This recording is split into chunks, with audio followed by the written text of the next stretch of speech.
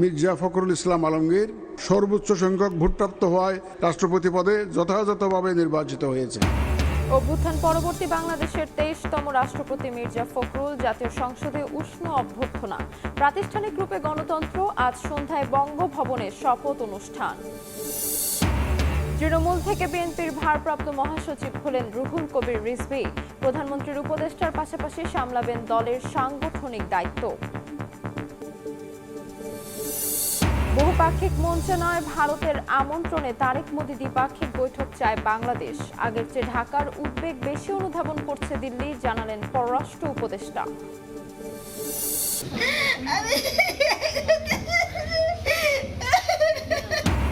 কলকাতায় আগুনে নিহত 2 জনের গ্রামের বাড়ি সাতক্ষীরায় মাতম। 7 বাংলাদেশের মধ্যে 5 জনের মরদেহ হস্তান্তর আজ। অভিযানে অসঙ্গতি মেলায় 8টি হোটেল সিলগালা। এবং বিদ্যুতের চাপ সামলাতে ব্যাটারি চালিত অটোরিকশা নিয়ন্ত্রণের পথে সরকার। বাধ্যতামূলক হচ্ছে সৌর বিদ্যুতে চার্জিং। অবকাঠামো তৈরিতে চ্যালেঞ্জ দেখছেন বিশেষজ্ঞরা।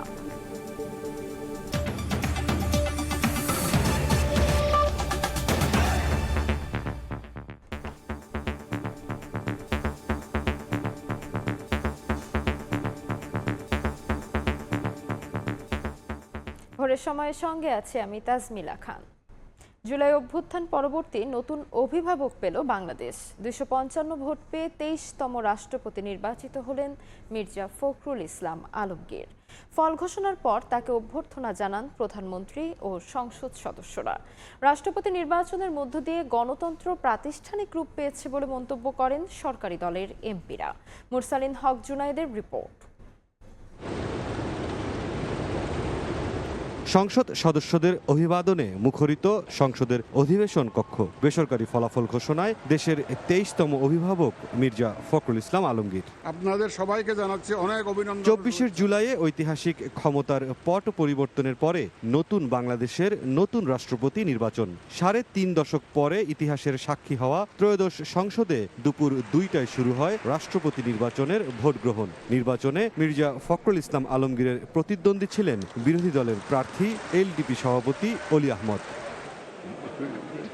প্রথমেই ভোট দেন অস্থায়ী রাষ্ট্রপতির দায়িত্ব পালন করা স্পিকার হাফিজ উদ্দিন আহমদ এবং সংসদের ভারপ্রাপ্ত স্পিকার ব্যারিস্টার কায়সার কামাল। পরে প্রধানমন্ত্রী তারেক রহমান, রাষ্ট্রপতি প্রার্থী মির্জা ফখরুল ইসলাম আলমগীর, সিনিয়র মন্ত্রী, বিরোধী দলীয় নেতাসহ অন্যান্য সংসদ সদস্যরা ভোট দেন। 3 ঘন্টার ভোট গ্রহণ শেষ হয় বিকেল 5টায়। 20 মিনিট গণনা শেষে ফলাফল ঘোষণা করেন সিইসি। ব্যবহৃত ব্যালট পেপারের সংখ্যা 343টি, অব্যবহৃত ব্যালট পেপারের সংখ্যা 6টি। ডক্টর অলি আহমদ বীর বিক্রম পেয়েছেন 88টি ভোট, 88 ভোটস, এবং জনাব মির্জা ফখরুল ইসলাম আলমগীর পেয়েছেন 255 ভোট। সংবিধানের 70 অনুচ্ছেদ অনুযায়ী দলীয় প্রার্থীর বাইরে ভোট দিতে পারবেন না সংসদ সদস্যরা। ফলে 2/3 সংখ্যাগরিষ্ঠতা নিয়ে সরকার গঠন করা বিএনপির প্রার্থী মির্জা ফখরুল ইসলাম আলমগীরই নির্বাচিত হলেন দেশের পরবর্তী রাষ্ট্রপতি হিসেবে। জনাব মির্জা ফখরুল ইসলাম আলমগীর সর্বোচ্চ সংখ্যক ভোটপ্রাপ্ত হওয়ায় রাষ্ট্রপতি পদে যথাযথভাবে নির্বাচিত হয়েছেন।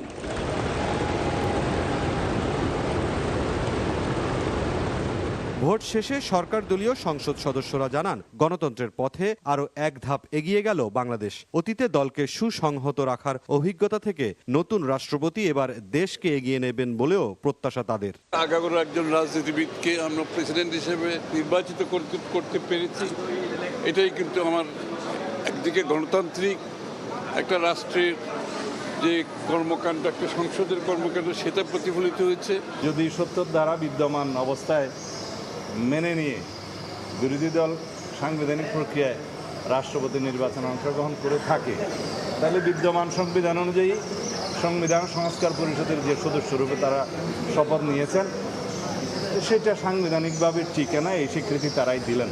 এই নির্বাচন প্রক্রিয়ায় যুক্ত থাকাটা আমাদের দেশের গণতান্ত্রিক প্রক্রিয়া, সাংবিধানিক প্রক্রিয়া, গণতান্ত্রিক সংস্কৃতিকে বেগবান করবে, শক্তিশালী করবে এবং জুলাই যোদ্ধাদের যে আত্মত্যাগ, তার মর্যাদা পুনঃপ্রতিষ্ঠা লাভ করবে আজকের এই নির্বাচনী সংস্কৃতির মধ্য দিয়ে।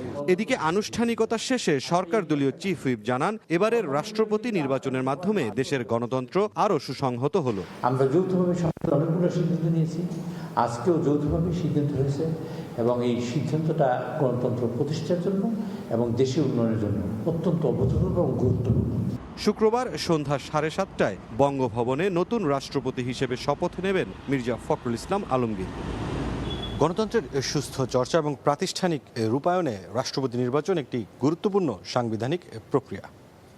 বিনা প্রতিদ্বন্দ্বিতায় রাষ্ট্রের অভিভাবক নির্বাচিত হওয়ার সংস্কৃতি থেকে বেরিয়ে বহু প্রার্থীভিত্তিক এবং ভোটের এই নির্বাচন তাই গণতন্ত্রকে আরও অর্থবহ ও অংশগ্রহণমূলক করে তুলবে। সংসদে ভোটার আইন প্রণেতাদের পাশাপাশি এমন প্রত্যাশা সব মহলে। মুরসালিন হক জুনায়েদ, সময় সংবাদ, ঢাকা। একসময় ছিলেন ঠাকুরগাঁয়ের পৌর চেয়ারম্যান, এরপর রাজনীতির বন্ধুর পথে অনেকটা সময় শত নির্যাতন আর নিপীড়নের মধ্যেও দলকে আগলে রাখা বর্ষিয়ান রাজনীতিবিদ মির্জা ফখরুল ইসলাম আলমগীরের এবার রাষ্ট্রপতির আসনে। তার বর্ণাঢ্য রাজনৈতিক জীবনের আদ্যপান্ত জানাচ্ছেন আহমেদ সালেহীন। গুম করে দেয়, খুঁজে পাওয়া যায় না। বাচ্চাগুলো এখানে দাঁড়িয়ে স্প্রিং বললো আপনাদের সামনেই, বলে যে বাবার সঙ্গে ঈদ করতে চাই। সেই দেশ এখন, এর জন্য যুদ্ধ করেছিলাম। ইলিয়াস আলী গুম হয়ে যাওয়ার পরে তার বাসায় যখন গেলাম, তখন তার মেয়েটির বয়স মাত্র 6। ওই দরজার দিকে তাকিয়ে থাকে, যদি তার বাবা ফিরে আসে। মানুষের জন্য যার চোখে অশ্রু, যাদের জন্য জীবনকে উৎসর্গ করেছেন ত্যাগের মহিমায়, সেই মানুষটি রাষ্ট্রের সর্বোচ্চ পদে আসীন হলেন জনতার ভালোবাসায়। দেশকে নিয়ে যার দুচোখ ভরা স্বপ্ন, সেই ফখরুল ইসলাম এবার বঙ্গভবনের বাসিন্দা হচ্ছেন। 4.5 দশকের বেশি সময় রাজনীতির মাঠে নিজেকে বিলিয়ে দেশের অভিভাবকের আসনে মির্জা ফখরুল ইসলাম আলমগীর। সংগ্রামী জীবনে লড়াই আর গণঅধিকারের প্রশ্নে অনমনীয় ছিলেন উত্তর জনপদে জন্ম নেয়া এই রাজনীতিক। নির্যাতন, নিপীড়ন, আবার কখনো বন্দিদশার মতো পথে কাটা ছিল অনেক, কিন্তু তাকে থামাতে পারেনি কোনো অপশক্তি। গণতন্ত্র প্রতিষ্ঠার লড়াইয়ে যিনি ছিলেন আপোষহীন। ছাত্র জীবন শেষে শিক্ষকতা শুরু করলেও ঠাকুরগাঁর সন্তান মির্জা ফখরুল বেছে নেন রাজনীতিকে। 80-র দশকে ঠাকুরগাঁও পৌরসভার চেয়ারম্যান নির্বাচিত হন তিনি। পরে 90-এ বেগম খালেদা জিয়ার হাত ধরে পথ চলা শুরু বিএনপির সাথে। এরপর আর পেছনে ফিরে তাকাতে হয়নি তাকে। রাজনীতির বন্ধুর পথে ছুটে চলেছেন অদম্য গতিতে। 4 বার সংসদ সদস্য নির্বাচিত হয়েছিলেন এই প্রজ্ঞাবান নেতা, ছিলেন মন্ত্রীও। 2011 সালে ভারপ্রাপ্ত মহাসচিব হয়ে দলের সাংগঠনিক দায়িত্বভার কাঁধে নেন তিনি। 2016 সালে হন পূর্ণ মহাসচিব। বিএনপির রাজনীতির সবচেয়ে কঠিন সময়ে তিনি হাল ধরেছিলেন দলের। কারা অন্তরীণ বেগম জিয়া ও তারেক রহমানের নির্বাসনকালেও দলকে সাংগঠনিক শক্তিতে আগলে রেখেছিলেন মির্জা ফখরুল। এখনো সময় আছে, এই ঘোষণার পরে পরে আপনি পদত্যাগ করুন, অন্যথায় পালাবার পথও খুঁজে পাওয়া যাবে না। ব্যতিক্রমী ব্যক্তিত্ব তাকে আলোচক, সমালোচক কিংবা বিরোধী পক্ষের কাছেও সমীহের আসনে বসিয়েছে। আদর্শ রাজনীতিক হিসেবে তার প্রতি শ্রদ্ধা সর্বজনের। আপামর মানুষেরই নেতা, 24-এর গণঅভ্যুত্থানে ফ্যাসিস্ট সরকারের পতনের পর সাংবিধানিক সংকট থেকে দেশ রক্ষায় অন্তর্বর্তী সরকার গঠন প্রক্রিয়ায় অগ্রণী ভূমিকা রাখেন। অভিজ্ঞতা কাজে লাগিয়ে দায়িত্বশীল ভূমিকায় দলকে নেতৃত্ব দেওয়ার পাশাপাশি 26-এর নির্বাচনেও বিপুল সংখ্যাগরিষ্ঠতা এনে দিতে অবদান ছিল মির্জা ফখরুল ইসলামের। তার প্রতিদানও তিনি পেয়েছেন, ঠাঁই হয়েছিল মন্ত্রিসভাতেও। ত্যাগ, সংগ্রাম আর লড়াইয়ের প্রতিদান স্বরূপ বিএনপিও তাকে অধিষ্ঠিত করেছে সর্বোচ্চ সাংবিধানিক পদে। দলীয় মনোনয়নে সব ধাপ শেষ করে দেশের 23তম রাষ্ট্রপতি নির্বাচিত হন উত্তর জনপদ থেকে উঠে আসা এই বর্ষিয়ান রাজনীতিবিদ। এর মাধ্যমেই বঙ্গভবনের বাসিন্দা হলেন রাজনীতির জেন্টলম্যান খ্যাত মির্জা ফখরুল ইসলাম আলমগীর। আহমেদ সালেহীন, সময় সংবাদ, ঢাকা। নবনির্বাচিত রাষ্ট্রপতি মির্জা ফখরুল ইসলাম আলমগীরকে অভিনন্দন জানিয়েছেন বিরোধী দলের প্রার্থী ডক্টর অলি আহমেদ। এদিকে বিরোধী দলীয় উপনেতা সৈয়দ আবদুল্লাহ মোহাম্মদ তাহের জানান, গণতান্ত্রিক চর্চার জন্যই নির্বাচনে অংশ নিয়েছে বিরোধী দল। নতুন রাষ্ট্রপতিকে সামাজিক যোগাযোগ মাধ্যমে অভিনন্দন জানিয়েছেন জামায়াত আমির ডক্টর শফিকুর রহমান। প্রতিদ্বন্দ্বী প্রার্থীদের জুলাই গণঅভ্যুত্থানের পর নতুন রূপে বাংলাদেশ। দীর্ঘ ৩৫ বছর পর অনুষ্ঠিত হলো রাষ্ট্রপতি নির্বাচনের ভোট গ্রহণ। প্রতিদ্বন্দ্বিতাপূর্ণ নির্বাচনে ২৫৫ ভোট পেয়ে বিজয়ী হয়েছেন বিএনপির প্রার্থী মির্জা ফখরুল ইসলাম আলমগীর। অন্যদিকে বিরোধী দলের প্রার্থী অলি আহমদ পেয়েছেন ৮৮ ভোট।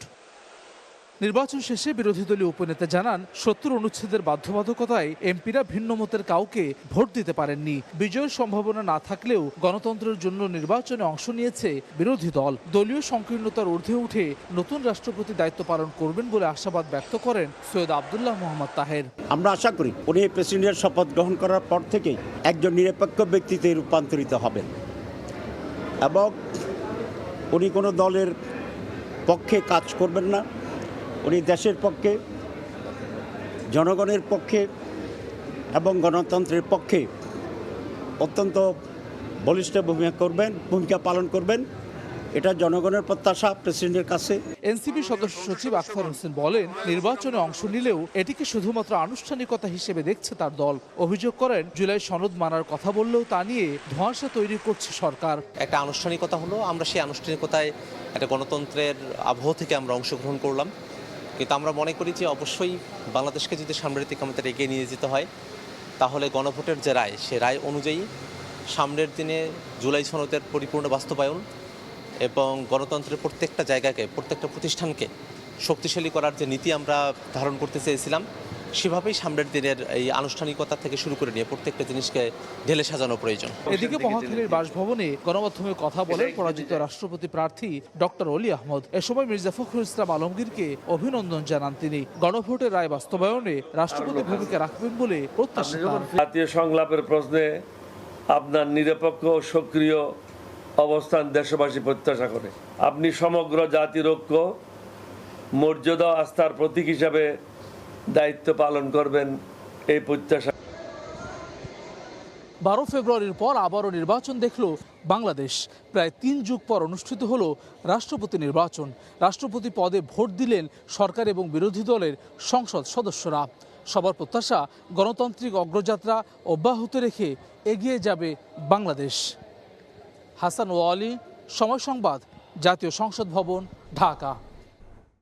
দুঃসময়ে দলের কণ্ঠস্বর হয়ে ওঠা বিশ্বস্ত পরীক্ষিত রুহুল কবির রিজভির কাঁধেই ভারপ্রাপ্ত মহাসচিবের দায়িত্ব তুলে দিল দল। গঠনতন্ত্রের 7-এর ক্ষয়ের 6 ধারা অনুযায়ী রুহুল কবির রিজভিকে ভারপ্রাপ্ত মহাসচিব হিসেবে মনোনীত করে বিজ্ঞপ্তি জারি করেছে বিএনপি। 4 দশকেরও বেশি সময় ধরে রাজনীতির ময়দানে হাঁটছেন রুহুল কবির রিজভী আহমেদ। ছোটবেলায় হতে চেয়েছিলেন ট্রেনের গার্ড, কখনো বিজ্ঞানী, আবার কখনো কবি সাহিত্যিক। বন্ধুদের উৎসাহে তিনি হয়ে ওঠেন রাজনীতিবিদ। 1989 সালে রাজশাহী বিশ্ববিদ্যালয়ের ছাত্র সংসদ নির্বাচনে ছাত্রদলের প্যানেল থেকে ভিপি নির্বাচিত হন রুহুল কবির রিজভী। দায়িত্ব পালন করেছেন ছাত্রদলের কেন্দ্রীয় সভাপতির। 90-এর স্বৈরাচার বিরোধী আন্দোলন চলাকালীন গুলিবিদ্ধ হন রিজভী। এমনকি তার গায়েবানা জানাজার নামাজও পড়া হয় জেলায় জেলায়। পরে জানা যায় মারা যাননি রিজভী আহমেদ। রিজভী তার রাজনৈতিক ক্যারিয়ারে মোট 18 বার জেল খেটেছেন। অসংখ্য বার রিমান্ডের নামে দিনের পর দিন নির্যাতনের শিকার হয়েছেন তিনি। আওয়ামী লীগের 17 বছরের সবচেয়ে কঠিন সময় ও দমন পীড়নের মুখোমুখি হতে হয়েছে তাকে। দলের শীর্ষ নেতাদের অনেকেই যখন কারাগারে কিংবা গ্রেপ্তার এড়াতে অনেকেই যখন আত্মগোপনে, তখন মাসের পর মাস কেন্দ্রীয় কার্যালয়ে অবস্থান করে দল সামলেছেন তিনি। একের পর এক মিথ্যা মামলা, হুলিয়া আর গ্রেপ্তারের ভয়কে তুচ্ছ করে দুঃসময়ে তিনিই ছিলেন বিএনপির কণ্ঠস্বর। 17 বছরের ফ্যাসিবাদ বিরোধী আন্দোলন সংগ্রাম, 24-এর ছাত্র জনতার গণ অভ্যুত্থানের পর কারামুক্ত হন বিএনপির এই শীর্ষ নেতা। নির্বাচনে বিএনপি সরকার গঠন করলে রিজভীকে মন্ত্রী পদমর্যাদায় রাজনৈতিক ও শিল্প উপদেষ্টা হিসেবে নিয়োগ দেন প্রধানমন্ত্রী তারেক রহমান। সরকার গঠনের 6 মাসের মাথায় মির্জা ফখরুল ইসলাম আলমগীরকে রাষ্ট্রপতি পদে মনোনয়ন দিলে খালি হয় দলের মহাসচিবের পদ। দুঃসময়ে বিএনপির কণ্ঠস্বর হয়ে ওঠা এই বিশ্বস্ত পরীক্ষিত রুহুল কবির রিজভীর কাঁধেই ভারপ্রাপ্ত মহাসচিবের দায়িত্ব তুলে দিলেন চেয়ারম্যান এবং প্রধানমন্ত্রী। বিগত সময়গুলোতে দলের দপ্তর সম্পাদক, মুখপাত্র, সিনিয়র যুগ্ম মহাসচিব, জাতীয় নির্বাচন পরিচালনা কমিটির সদস্য সচিবের দায়িত্ব পালন করেছেন তিনি। এখন তাকে দেখা যাবে বিএনপির ভারপ্রাপ্ত মহাসচিবের দায়িত্বে। মাধবী তন্নি, সময় সংবাদ, ঢাকা। তারেক রহমান নরেন্দ্র মোদীর প্রথম বৈঠক কোনো বহুপাক্ষিক মঞ্চে নয়, ভারতের আমন্ত্রণে দ্বিপাক্ষিকভাবেই করতে চায় বাংলাদেশ। শেখ হাসিনার ভারতে অবস্থান সহ সাম্প্রতিক বিভিন্ন ঘটনায় ঢাকার উদ্বেগ দিল্লি অনুধাবন করেছে বলেও জানিয়েছেন প্রধানমন্ত্রীর পররাষ্ট্র বিষয়ক উপদেষ্টা হুমায়ুন কবির। শাতিলা শারমিনের রিপোর্ট, ক্যামেরায় সালাউদ্দিন লিয়া। ঢাকা নয়াদিল্লি সম্পর্কে নতুন সমীকরণ, আর তার কেন্দ্রে প্রধানমন্ত্রী তারেক রহমানের সম্ভাব্য ভারত সফর। শেখ হাসিনার ভারতে অবস্থান, প্রত্যর্পণ, নিরাপত্তা, বাণিজ্য, বিনিয়োগ ও দীর্ঘদিনের অমীমাংসিত পানি ইস্যু সব মিলিয়ে দিল্লির সঙ্গে আলোচনায় একাধিক কঠিন প্রশ্ন সামনে রাখছে ঢাকা। এ নিয়ে সময় সংবাদের মুখোমুখি পররাষ্ট্র উপদেষ্টা হুমায়ুন কবির। তিনি জানান, ঢাকার সবচেয়ে স্পর্শকাতর ইস্যুগুলোর একটি শেখ হাসিনার ভারতে অবস্থান। 5 আগস্ট পরবর্তী বাংলাদেশের রাজনৈতিক বাস্তবতা এবং জনগণের অনুভূতি দিল্লি এখন আগের তুলনায় বেশি অনুধাবন করছে। একই সঙ্গে বাংলাদেশের হত্যা মামলার আসামি ও অভিযুক্তদের ফেরত দেওয়ার দাবিও আলোচনার গুরুত্বপূর্ণ অংশ।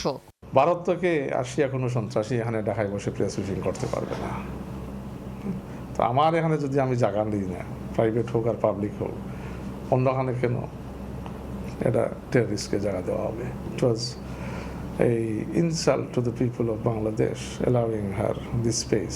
এই রিসেন্ট কয়েকদিন আমরা দেখতেছি ভারত থেকে মোটামুটি এটা পজিটিভ কথাবার্তা হচ্ছে এবং একটা রিয়েলাইজেশন, স্ট্রং রিয়েলাইজেশন হয়েছে যে 5 অগাস্টে পালিয়ে যাওয়া স্বৈরাচার সন্ত্রাসী শেখ হাসিনা যে কথাবার্তা বলছে, এইটা বাংলাদেশের মানুষকে সেন্টিমেন্টকে হার্ট করেছে। And Bharat has noted that. Let us see, আলাপ আলোচনা তো করতে হবে এবং পজিটিভলি দুই দেশের লিডারশিপ পজিটিভলি মাইন্ডসেট নিয়ে কাজ করলে সব সমস্যার সমাধান হইতে পারে। সব আলোচনা ছাপিয়ে প্রধানমন্ত্রী তারেক রহমানের ভারত সফরের আগে সামনে রাজনৈতিক গুরুত্বপূর্ণ প্রশ্ন। প্রধানমন্ত্রী নরেন্দ্র মোদীর সঙ্গে তার প্রথম শীর্ষ বৈঠক কোথায় হবে? এ বিষয়ে বাংলাদেশের অবস্থান স্পষ্ট। বহুপাক্ষিক মঞ্চে নয়, ভারতের আমন্ত্রণে তারেক মোদীর প্রথম বৈঠক চায় ঢাকা। সম্মানজনক স্থান থেকে আমন্ত্রণ হইতে হবে এবং ন্যাশনাল ইন্টারেস্টের ভিত্তিতে, মিউচুয়াল রেসপেক্টের ভিত্তিতে, যদি আমরা যখন দেখো the timing is right, we are willing to visit. দুইটা গুরুত্বপূর্ণ দেশ, we are neighbours, we should invite each other to our homes. প্রথম ভিজিট কেন ব্রিক্সের আওতায় হবে? প্রথম ভিজিট হবে ভারতের আমন্ত্রণে। It should be a bilateral, not in some multilateral forum. Mutual রেসপেক্টের মাধ্যমে এবার বিভিন্ন কথাবার্তায় যদি আমরা একটা জায়গায় আসতে পারি, তাহলে হতেই পারে, আগেও হতে পারে, পরেও হতে পারে। এই রাজনৈতিক বোঝাপড়া কতটা কার্যকর সম্পর্কে রূপ নেয় তার উপরই নির্ভর করছে সম্ভাব্য দিল্লি সফর ও পরবর্তী সমীকরণ। শাতিলা শারমিন, সময় সংবাদ, ঢাকা। 28 দিনের দায়িত্ব শেষে বঙ্গভবন ছাড়লেন অস্থায়ী রাষ্ট্রপতি হাফিজ উদ্দিন আহমদ। এ সময় প্রেসিডেন্ট গার্ড রেজিমেন্ট পিজিআর সদস্যরা গার্ড অব অনারে বিদায়ী অভিবাদন জানান তাকে। বঙ্গভবনের কর্মকর্তা কর্মচারীরাও আনুষ্ঠানিকভাবে বিদায় জানান অস্থায়ী রাষ্ট্রপতিকে। মাত্র 4 সপ্তাহের জন্য সাংবিধানিক সর্বোচ্চ পদের দায়িত্ব, এর মধ্যেই মন জয় করেছিলেন বহু মানুষের। বিদায় বেলায় শুভেচ্ছায় সিক্ত অস্থায়ী রাষ্ট্রপতি হাফিজ উদ্দিন আহমদ। বঙ্গভবনের কর্মকর্তা কর্মচারীরা শ্রদ্ধা ভালোবাসায় বিদায় জানান তাকে। বৃহস্পতিবার বঙ্গভবনে শেষ কর্মদিবসে পুরো আয়োজন ছিল অস্থায়ী রাষ্ট্রপতির বিদায়ের আনুষ্ঠানিকতা ঘিরে।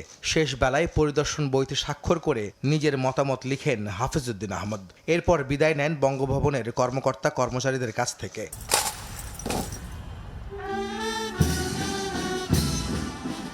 জাতীয় সঙ্গীত আর প্রেসিডেন্ট গার্ড রেজিমেন্ট পিজিআর সশস্ত্র সালাম জানায় বিদায়ী রাষ্ট্রপতিকে। এ সময় রীতি অনুযায়ী প্যারেড পরিদর্শন করেন হাফিজ উদ্দিন। অশ্বারোহী দলের বিদায় অভিবাদন আর বর্ণিল রাষ্ট্রাচারে বঙ্গভবন ছাড়েন অস্থায়ী রাষ্ট্রপতির দায়িত্বে থাকা হাফিজ উদ্দিন আহমদ। সুসজ্জিত গাড়িবহরে বঙ্গভবনকে পেছনে ফেলে এগিয়ে যান 71-এর রণাঙ্গনের বীর মুক্তিযোদ্ধা প্রবীণ রাজনীতিক হাফিজ উদ্দিন আহমদ বীর বিক্রম। 24 জুলাই অসুস্থতাজনিত কারণে রাষ্ট্রপতির পদ থেকে মোহাম্মদ শাহাবুদ্দিন দায়িত্ব ছাড়লে সংবিধান অনুযায়ী ভারপ্রাপ্ত রাষ্ট্রপতি হিসেবে দায়িত্ব নেন ত্রয়োদশ জাতীয় সংসদের স্পিকার হাফিজউদ্দিন আহমদ। 3.5 দশকেরও বেশি সময় পর রাষ্ট্রপতি নির্বাচনের সুযোগ তৈরি হওয়ায় 1 মাসেরও কম সময়ে অস্থায়ী রাষ্ট্রপতির দায়িত্ব পালন করেন হাফিজউদ্দিন আহমদ। আহমেদ সালেহিন, সময় সংবাদ, ঢাকা। ভারতের মির্জা গালিব স্ট্রিটের অগ্নিকাণ্ডে 7 বাংলাদেশি সহ 9 জনের মৃত্যুর ঘটনায় নড়ে চড়ে বসেছে পশ্চিমবঙ্গ প্রশাসন। বৃহস্পতিবার কলকাতা পৌরসভা, দমকল ও পুলিশের যৌথ দল অভিযান চালিয়ে প্রয়োজনীয় নথিপত্র দেখাতে না পারা 8টি মাঝারি মানের আবাসিক হোটেল বন্ধের নোটিশ দিয়েছে। অন্যদিকে প্রয়োজনীয় লাইসেন্স ও নথিপত্র ছাড়া হোটেল ব্যবসার ক্ষেত্রে কোনো ছাড় দেওয়া হবে না বলে জানিয়েছে পুলিশ। বিস্তারিত জানাচ্ছেন সুব্রত আচার্য, ছবি তুলেছেন বিশ্বজিৎ দাস। মার্কো স্ট্রিটের এই ভবনটিতে রয়েছে ছোট বড় ও মাঝারি মানের প্রায় 10টি আবাসিক হোটেল। বৃহস্পতিবার দুপুরের পর কলকাতা পৌরসভা, দমকল বিভাগ ও পুলিশের একটি যৌথ তদন্তকারী দল এখানে অভিযান চালায়। অভিযানের সময় তদন্তকারীদের চোখে একাধিক গুরুতর অসঙ্গতি ধরা পড়ে। এই ভবনের 8টি আবাসিক হোটেলকে শুক্রবার বন্ধ করার নির্দেশ দিয়ে নোটিশ টাঙিয়ে দেওয়া হয়। যদিও স্থানীয় ব্যবসায়ী নেতারা বলছেন, মির্জা গালিব স্ট্রিটের দুর্ঘটনার পর তারাও এখন অনেকটা বেশি সতর্ক। সরকার যদি সবাইকে সহযোগ করেন, একটু গাইডলাইন দিন, क्या भाई तो এরকম করো আর একটু সময় দিবে, তাহলে সব লোক করবে। যে না করবে ওকে প্লান্টি করেন, ওকে যে কানুনি উচিত আছে ও করেন। এদিকে বৃহস্পতিবার সন্ধ্যায় মার্কো স্ট্রিটের একটি ব্যাংকোয়েট হলে পার্ক স্ট্রিট ও নিউ মার্কেট থানার শীর্ষ পুলিশ আধিকারিকদের সঙ্গে স্থানীয় ব্যবসায়ীদের জরুরি বৈঠক হয়। বৈঠকে পুলিশের পক্ষ থেকে পর্যটকদের নিয়ে ব্যবসা করতে হলে অগ্নি নিরাপত্তা সহ সমস্ত বিধি মেনে চলতে হবে বলে স্পষ্ট জানিয়ে দেওয়া হয়। তবে হোটেল বন্ধ না করে প্রয়োজনীয় কাগজপত্র তৈরি ও জমা দেওয়ার ক্ষেত্রে পুলিশ প্রশাসনের সহযোগিতা চান ব্যবসায়ী নেতারা। পার্ক স্ট্রিট থানা আমাদের এটা অ্যাওয়ারনেস করলো যে এত বড় একটা দুর্ঘটনা ঘটেছে, সেই দুর্ঘটনা যে কেন হলো, কি কারণে, তার জন্য যেহেতু এর উপরে একটা অ্যাকশন হতে পারে, সেই জন্য সব হোটেলওয়ালাকে বললো যে আপনাদের যে পেপার আছে এইগুলো ঠিক করো, ফায়ার থেকে নিয়ে লাইসেন্স, ট্রেড লাইসেন্স। 19 আগস্ট কলকাতার প্রাণকেন্দ্র ধর্মতলার নিউ মার্কেট এলাকার মির্জা গালিব স্ট্রিটের হোটেলে ভয়াবহ অগ্নিকাণ্ডের ঘটনা ঘটে। এতে 7 বাংলাদেশি সহ 9 জনের মৃত্যু হয়। এদিকে অগ্নিকাণ্ডে নিহতদের মধ্যে 5 জন বাংলাদেশি নাগরিকের মরদেহ শুক্রবার বাংলাদেশে নেওয়া হবে। বৃহস্পতিবার সাংবাদিক দেবাশিস দত্ত এবং তার পরিবারের 4 সদস্যের ময়নাতদন্ত সম্পন্ন হয়। ময়নাতদন্ত হয়েছে সাতক্ষীরার বাসিন্দা SM আলিমুজ্জামানেরও। 23 নম্বর মার্কো স্ট্রিটের এই বহুতলে অসংখ্য ছোট বড় আবাসিক হোটেল ছিল এবং তাদের মধ্যে অন্ততপক্ষে 8টি আবাসিক হোটেলকে ঠিক এভাবেই কলকাতা পৌরসভার পক্ষ থেকে সিলগালা করে দেওয়া হলো এবং সংশ্লিষ্ট আধিকারিকরা বললেন যে নিয়ম না মেনেই এই আবাসিক হোটেলগুলো এখানে ব্যবসা চালিয়ে আসছিল। কলকাতার মার্কো স্ট্রিট থেকে সুব্রত আচার্য, সময় সংবাদ। 24-এর অভ্যুত্থানে আওয়ামী লীগ সরকারের পতনের পর থেকেই বাংলাদেশ ভারত সম্পর্কে চলছে খুঁড়িয়ে। ব্যবসা বাণিজ্য থেকে শুরু করে যোগাযোগ ব্যবস্থা, এমনকি ক্রীড়াঙ্গন পর্যন্ত টানতে হচ্ছে দ্বিপাক্ষিক বৈরী সম্পর্কের রেশ। তুচ্ছ কারণে ভারতের মাটিতে বাংলাদেশি হেনস্থার খবর আসছে হর হামেশা। এ অবস্থায় ভারতের মাটি বাংলাদেশিদের জন্য কতটা নিরাপদ তা নিয়ে প্রশ্ন তুলেছেন বিশ্লেষকরা। দেশটিতে যাওয়া ভ্রমণকারীদের নিরাপত্তা নিশ্চিতে দ্রুত পদক্ষেপ নেওয়ার তাগিদ তাদের। 24-এর 5 আগস্ট ছাত্র জনতার গণ অভ্যুত্থানে ক্ষমতাচ্যুত হয় আওয়ামী লীগ সরকার। এরপর থেকেই অনেকটা শীতল ভারত বাংলাদেশ সম্পর্ক। তাৎক্ষণিকভাবে পর্যটন ভিসা বন্ধ করে ভারত, যা চালু হয় লম্বা সময় পর। যদিও এখনো চালু হয়নি রেল যোগাযোগ। বারবার অনুরোধের পরও সাড়া আসেনি প্রতিবেশী দেশের তরফ থেকে। একই বছর ডিসেম্বরে হামলা হয় ত্রিপুরায় বাংলাদেশের উপ হাইকমিশনে। দেশটির কিছু কিছু রাজনৈতিক নেতার উস্কানিমূলক বক্তব্যে উত্তেজনা ছড়ায় সীমান্তবর্তী এলাকাগুলোতেও। গেল বছর ত্রিপুরা ও শিলিগুড়ির হোটেল মালিক সমিতি বাংলাদেশিদের হোটেল ভাড়া না দেওয়ার সিদ্ধান্ত নেয়। ফলে ভারতের বিভিন্ন এলাকায় বাংলাদেশি হেনস্থার খবর আসে। বৈরী সম্পর্কের প্রভাব পড়ে ক্রীড়াঙ্গনেও, বিদ্বেষ গড়ায় খেলার মাঠেও। নিরাপত্তা ইস্যুতে ভারতে অনুষ্ঠিত আইপিএলে অংশ নিতে পারেননি ক্রিকেটার মুস্তাফিজুর রহমান। এমন পরিস্থিতির মধ্যেই বুধবার কলকাতার মির্জা গালিব স্ট্রিটের একটি হোটেলে আগুনে পুড়ে মারা যান চিকিৎসা নিতে যাওয়া 7 বাংলাদেশি। আবারও প্রশ্ন ওঠে নিরাপত্তা নিয়ে। বিশ্লেষকরা বলছেন, ভারতে অবস্থানের জন্য নিরাপত্তার কথা বিবেচনা করতে হবে বাংলাদেশিদের। দায়িত্ব এড়াতে পারে না প্রতিবেশী দেশটিও। বাংলাদেশের সাথে একটা অশুভ সমীকরণ মনে মনে ছিল, তো হচ্ছে আমাদের হাসিনার দেশের লোক। তো যখন হাসিনা পড়ে গেছে তখন কিন্তু এখন বাংলাদেশ কিন্তু মানুষজন কিন্তু একটু অন্যভাবে দেখছে। বাংলাদেশিদের জন্য এটা নিরাপদ কিনা বা নিরাপত্তা কমে গেছে কিনা, অবশ্যই নিরাপত্তা কমেছে। বাংলাদেশি সন্দেহে অনেককে ধরা, বাংলাদেশি সন্দেহে অনেককে পুশিং করা, এগুলো তো আমরা দেখছি। তাহলে কি আপনি বাংলাদেশি শব্দটাকেই আপনি অন্যভাবে দেখছেন? শুধু তাই নয়, ভারতীয় গণমাধ্যমে দেদারসে চলে বাংলাদেশ বিরোধী প্রচারণা, যার প্রভাব জনগণের উপর পড়ছে বলে মত বিশেষজ্ঞদের। ইন্টারিম গভর্নমেন্টের সময় যে ইন্ডিয়ান নিউজ পেপারগুলো ভয়ানক রকমের হোস্টাইল জার্নালিজম করেছেন, ভয়ঙ্কর রকমের যে আপনি প্রোপাগান্ডা চালাচ্ছেন, সেটার অংশ তো ইন্ডিয়ান মিডিয়া, ইন্ডিয়ার জনগণ তো এটা খাচ্ছে। তো তখন তাদেরও এক ধরনের পারসেপশন তৈরি হয় বাংলাদেশকে নিয়ে, বাংলাদেশিদেরকে নিয়ে। হ্যাঁ, এবং তখন দেখা যায় যে ঘৃণার চাষাবাদটা ওইখান থেকেই শুরু হয়। আপনাকে বুঝে ফেলে আপনি বাংলাদেশি, এবং আপনি যদি এখন মহারাষ্ট্রে থাকেন, গুজরাটে থাকেন, হতে পারে আরও সম্ভাবনা বেশি। আপনি যদি ওয়েস্ট বেঙ্গলে থাকেন, হয়তো সম্ভাবনা একটু কম। বিজেপির যেগুলো স্ট্রং হোল্ড, সেখানে বাংলাদেশের অবস্থা খারাপ হবে, এটা স্বাভাবিক না? আবাসিক হোটেলে অগ্নিকাণ্ডের ঘটনা তদন্ত সহ বাংলাদেশি পর্যটক ও ভ্রমণকারীদের জন্য নিরাপত্তা নিশ্চিতে দুদেশকে উদ্যোগী হওয়ার তাগিদ দিচ্ছেন বিশ্লেষকরা। নাজমুস সালেহী, সময় সংবাদ, ঢাকা। এদিকে কলকাতায় হোটেলে আগুনে বাংলাদেশি নিহতের ঘটনায় দুঃখ প্রকাশ করেছেন ঢাকায় নিযুক্ত ভারতীয় হাই কমিশনার দীনেশ ত্রিবেদী। সচিবালয়ে স্বাস্থ্যমন্ত্রীর সঙ্গে সাক্ষাৎ শেষে তিনি জানান, এ ঘটনায় সব ধরনের সহযোগিতা করবে ভারত। ভারতের কলকাতায় নিউ মার্কেটের কাছে একটি আবাসিক হোটেলে ভয়াবহ অগ্নিকাণ্ডে নিহত 9 ব্যক্তির 7 জনেই বাংলাদেশের। মর্মান্তিক এই ঘটনায় নিহতদের নিজ এলাকা ও পরিবারে এখন শোকের মাতম। বৃহস্পতিবার সচিবালয়ে স্বাস্থ্যমন্ত্রী সর্দার মোহাম্মদ সাখাওয়াত হোসেনের সঙ্গে সৌজন্য সাক্ষাৎ করেন বাংলাদেশে নিযুক্ত ভারতীয় হাইকমিশনার দীনেশ ত্রিবেদী। বৈঠক শেষে কলকাতায় অগ্নিকাণ্ডে হতাহতের ঘটনায় দুঃখ প্রকাশ করে হাইকমিশনার বলেন, মর্মান্তিক এই ঘটনায় যা করণীয় সব ব্যবস্থা নেবে ভারত সরকার।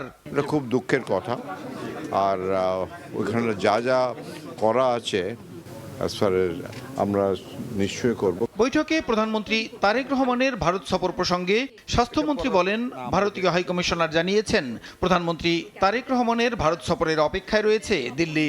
ওনারা আমাদের প্রাইম মিনিস্টারকে দাওয়াত দিয়েছেন, এটাই শুধু বলেছেন। আপনাকে ওটা জানিয়েছেন? ওটাই বলেছেন যে আমরা ওনাকে দাওয়াত দিই, we are expecting his arrival there, এটুকুই বলেছেন।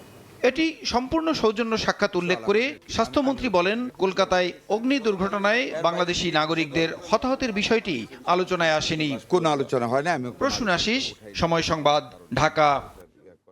পরিবেশ ধ্বংস, মাদক চোরাচালান সহ নানা অপকর্মে জড়িত রোহিঙ্গারা তারা অর্থনীতির ওপর বড় ধরনের চাপ তৈরি করছে, এমন মন্তব্য করেছেন সেনাপ্রধান জেনারেল ওয়াকারুজ্জামান।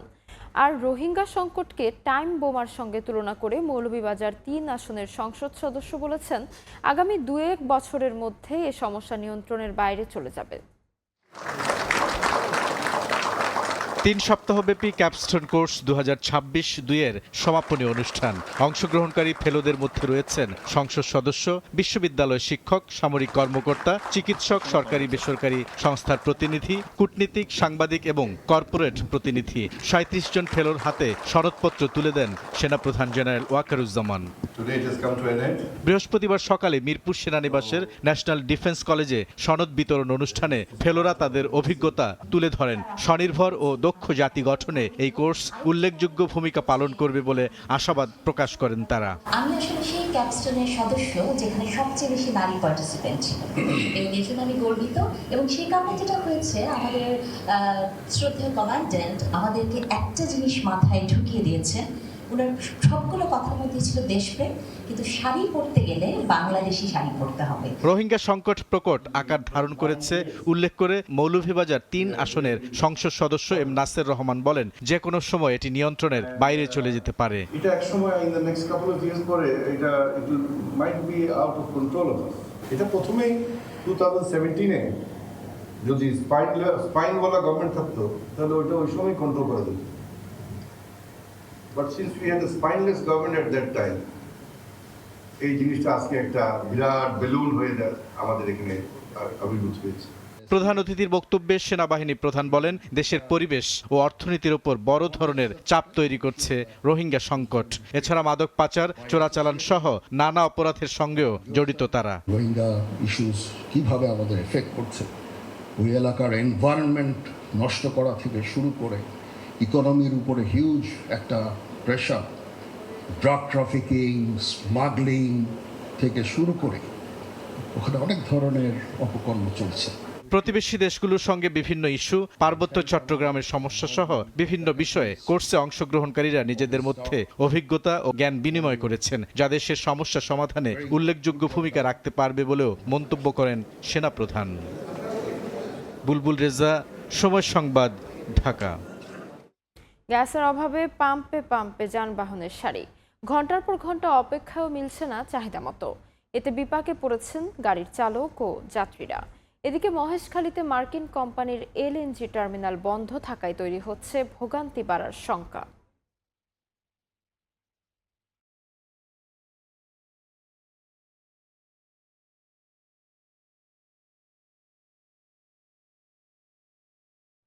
জ্বালানি সংকট, বিদ্যুৎ উৎপাদনে ঘাটতি আর জাতীয় গ্রিডে বাড়তি চাপ, তিন দিকের চাপ সামলাতে এবার ব্যাটারি চালিত অটোরিকশাকে নিয়ন্ত্রণের পথে হাঁটছে সরকার। সড়কে শৃঙ্খলা ফেরানোর পাশাপাশি এসব যানবাহনের ব্যাটারি চার্জে গ্রিডের বিদ্যুৎ ব্যবহার কমাতে নেওয়া হচ্ছে সৌর বিদ্যুতের পরিকল্পনা। নিবন্ধন ও নবায়নের শর্ত হিসেবে সৌর বিদ্যুৎ দিয়ে চার্জিং বাধ্যতামূলক করতে যাচ্ছে সরকার। কিন্তু 60 লাখের বেশি ব্যাটারি চালিত রিকশার জন্য এই সৌর অবকাঠামো তৈরিকে চ্যালেঞ্জিং বলছেন বিশেষজ্ঞরা। বিস্তারিত রায়দুল ইসলাম শুভর রিপোর্ট।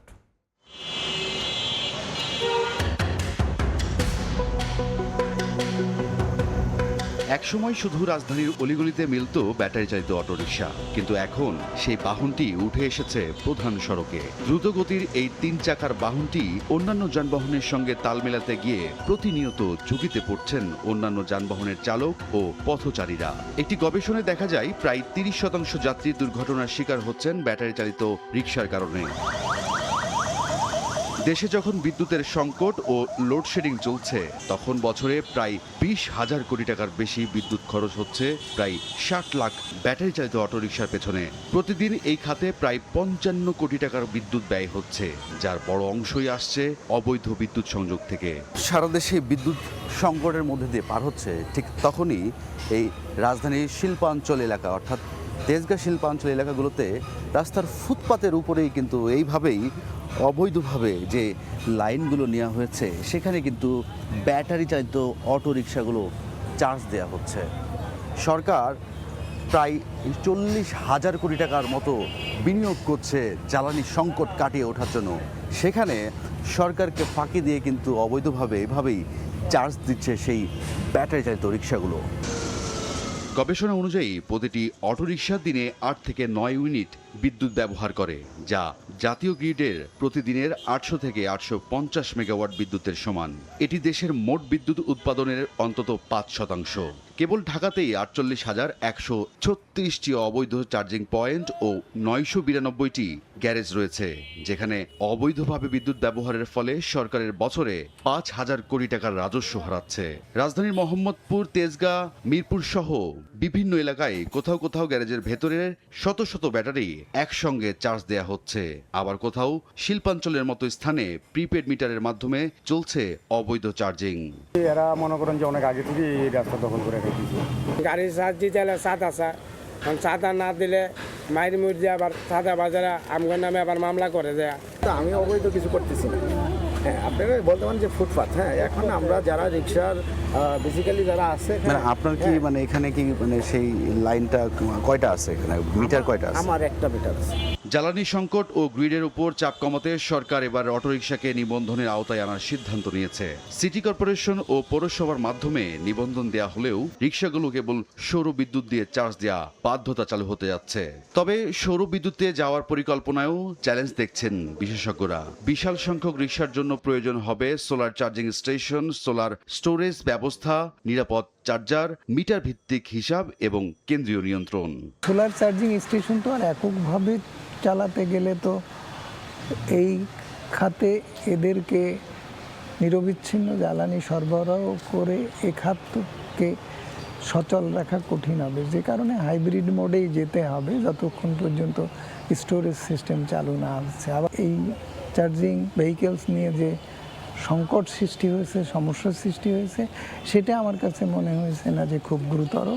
এটা সমাধান করা সরকারের আয়ত্তের মধ্যেই আছে। সড়কে শৃঙ্খলা ফেরানোর পাশাপাশি জ্বালানি সংকটের দ্রুত সমাধান চান সাধারণ মানুষও। রায়দুল ইসলাম শুভ, সময় সংবাদ, ঢাকা। গ্যাসের অভাবে পাম্পে পাম্পে যানবাহনের সারি, ঘন্টার পর ঘন্টা অপেক্ষাও মিলছে না চাহিদা মতো। এতে বিপাকে পড়েছেন গাড়ির চালক ও যাত্রীরা। এদিকে মহেশখালীতে মার্কিন কোম্পানির এলএনজি টার্মিনাল বন্ধ থাকায় তৈরি হচ্ছে ভোগান্তি বাড়ার শঙ্কা।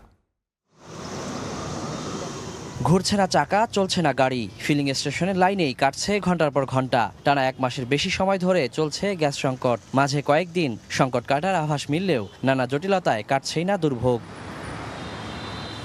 এমন পরিস্থিতিতেই বুধবার মহেশখালীর এক্সিলারেট টার্মিনালের গ্যাস সরবরাহ বন্ধ হওয়ায় নতুন করে দেখা দিয়েছে শঙ্কা। বৃহস্পতিবার সকাল থেকে রাজধানীর ফিলিং স্টেশনগুলোতে দীর্ঘ লাইন, 3 থেকে 4 ঘন্টার ভোগান্তির পর মিলছে কাঙ্ক্ষিত গ্যাস।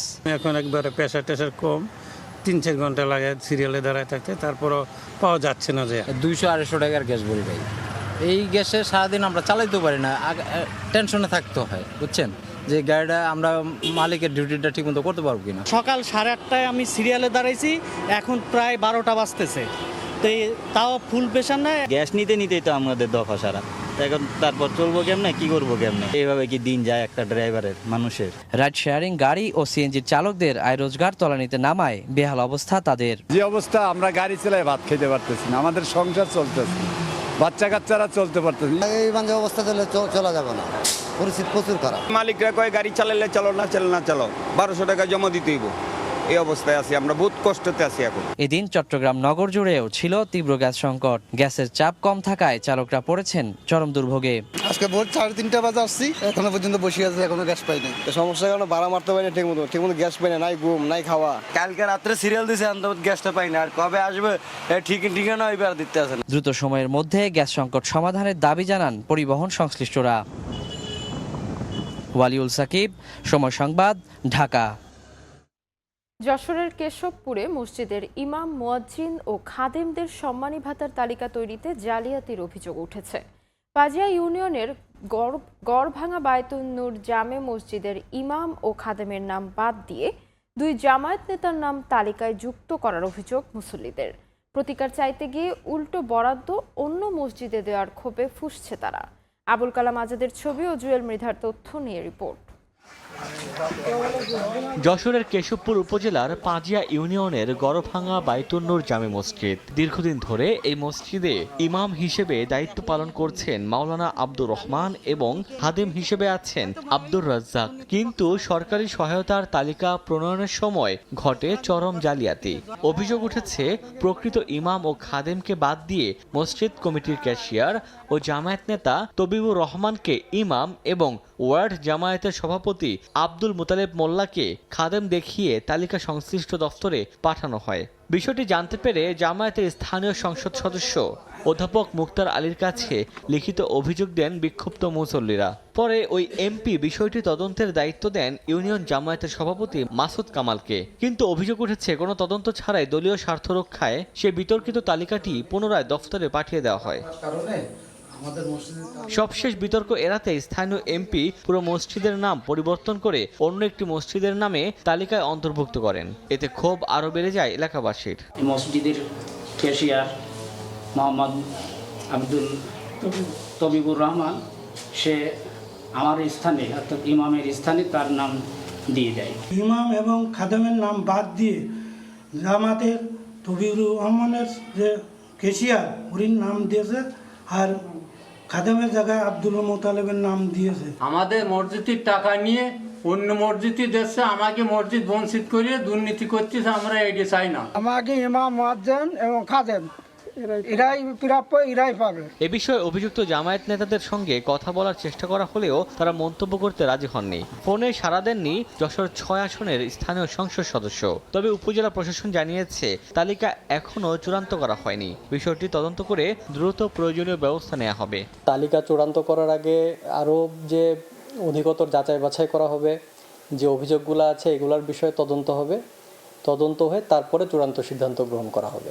ধর্ম মন্ত্রণালয়ের নির্দেশনা অনুযায়ী প্রতি মাসে ইমামদের 5,000, মুয়াজ্জিনদের 3,000 ও খাদেমদের 2,000 টাকা করে সম্মানী দেওয়ার জন্য তালিকা চাওয়া হয়েছে। কেশবপুরের 11টি ইউনিয়নের 77টি মসজিদের তালিকা প্রস্তুত করা হচ্ছে।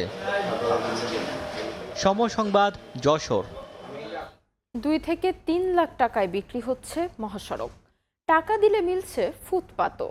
এমন চিত্র গাজীপুরে। স্থানীয়রা বলছেন মহাসড়কের পাশে বাজার ইজারা দিয়ে চাঁদাবাজির লাইসেন্স দিয়েছে কর্তৃপক্ষ। আর দফায় দফায় আলটিমেটাম দিয়েও সড়ক দখলমুক্ত রাখতে ব্যর্থ সড়ক ও জনপথ অধিদপ্তর। মোহাম্মদ আরিফের ছবিতে মেহেদি হাসানের রিপোর্ট। ফুটপাত পার হয়ে দখলের থাবা এখন মহাসড়কে। গাজীপুরের ঢাকা ময়মনসিংহ মহাসড়কের বাগের বাজার এলাকায় যান চলাচল বন্ধ করে চলছে সড়ক বেচাকেনা। এই বাজারে দোকান দিতে হলে এককালীন গুনতে হয় 2 থেকে 3 লাখ টাকা, আর মাসিক ভাড়া 30 থেকে 50,000 টাকা। পজিশন যত ভালো, দাম তার তত বেশি। অভিযোগ, প্রভাবশালী সিন্ডিকেট, ইজারাদার আর অসাধু চক্রের ছত্রছায়ায় চলছে এই রমরমা বাণিজ্য। 2 লাখ, এটা কি সিকিউরিটি নাকি সিকিউরিটি? ডিসি অফিসে কত প্রতিবাদ করলাম, কত রিপোর্ট করলাম, ডিসি কোনো কাজ করে না। ডিসি যে টিউনো সাজ্জাদ হলো গুরু। মহাসড়ক ধরে একটু সামনে গেলেই এমসি বাজার। এখানকার নিয়ম, এককালীন নয়, দোকান নিতে ফেরত না দেওয়ার শর্তে ইজারাদারদের দিতে হবে 20 থেকে 50,000 টাকা। এগুলো আমরা আবার পাবো না, ব্যাগ কোনো ব্যাগ নাই। এগুলো বিট ভাড়া আছে, আপনার আবার খাজনা আছে। 26,000 টাকা খরচ মাসে। ভাড়া ধরেন মাসে 10-12,000 টাকা যায়। ডেলি মনে করেন মানে এক্সট্রা টাকা দেওয়া লাগে 150 টাকা করে। শুধু পজিশন বিক্রি নয়, ইজারার নামে মহাসড়ক থেকে প্রতিদিন তোলা হচ্ছে লাখ লাখ টাকার চাঁদা। শিল্পাঞ্চল গাজীপুরের ঢাকা ময়মনসিংহ ও ঢাকা টাঙ্গাইল মহাসড়কের প্রতিটি বাজারের চিত্র একই। ফলাফল চরমে জনদুর্ভোগ। রাস্তাঘাটে অ্যাক্সিডেন্ট দুর্ঘটনা ঘটে, সাইড থেকে কত সময় গাড়ি বাজায় দেয়, অ্যাক্সিডেন্ট ঘটে। মহাসড়ক, ফুটপাত, ফুটওভার ব্রিজ কিংবা ফ্লাইওভারের নিচে ফাঁকা জায়গা দখল করে প্রতি মাসে কোটি কোটি টাকার বাণিজ্য করছে একটি চক্র। প্রশাসনের নাকের ডগায় এত কিছু ঘটলেও যেন কিছুই করার নেই কর্তৃপক্ষের। দফায় দফায় শুধুমাত্র আলটিমেটাম দিয়েই দায় সেরেছে সড়ক ও জনপথ অধিদপ্তর। মহাসড়কে অবৈধ স্থাপনা উচ্ছেদে এসে এর আগেও হামলার শিকার হয়েছে সড়ক ও জনপথ অধিদপ্তরের কর্মকর্তারা। নিরাপত্তা ঝুঁকি থাকায় অনেকটা নির্বিকার সংস্থাটি, সেই সঙ্গে আছে জনবল সংকটও। দায়িত্ব পালন করতে গিয়ে যখন নিজেরা ভিকটিম হই, আমি বা আমাদের লোকজন যখন মারমুখী পরিস্থিতির শিকার হয়, তখন আমরা পরবর্তী একই ধরনের কার্যক্রমে যাওয়ার জন্য কিছুটা হলেও শঙ্কিত থাকি যে একই ঘটনার পুনরাবৃত্তি ঘটবে কিনা। মহাসড়কের পাশে বাজার ইজারা দিয়ে চাঁদাবাজির লাইসেন্স দিয়েছে কর্তৃপক্ষ, এমন অভিযোগ স্থানীয়দের। যদিও জেলা প্রশাসকের দাবি, রাজস্ব আদায়ের লক্ষ্যে বাজার ইজারা দিলেও মহাসড়ক দখলের অধিকার দেয়া হয়নি। শিগগিরই শুরু হচ্ছে উচ্ছেদ অভিযান। এই অসাধুতা, এই অনিয়ম করে কেউ যদি ভাড়া দেয়, ভাড়া নেয়, উভয় অপরাধী। আমরা বাগের বাজার এবং মাওনা বাজার যে কোনো দিন উচ্ছেদ করব। গাজীপুরের সকল বাজার ইজারা দিয়ে প্রতি বছর প্রায় 50 কোটি টাকা রাজস্ব আদায় করে কর্তৃপক্ষ। মেহেদি হাসান, সময় সংবাদ, গাজীপুর।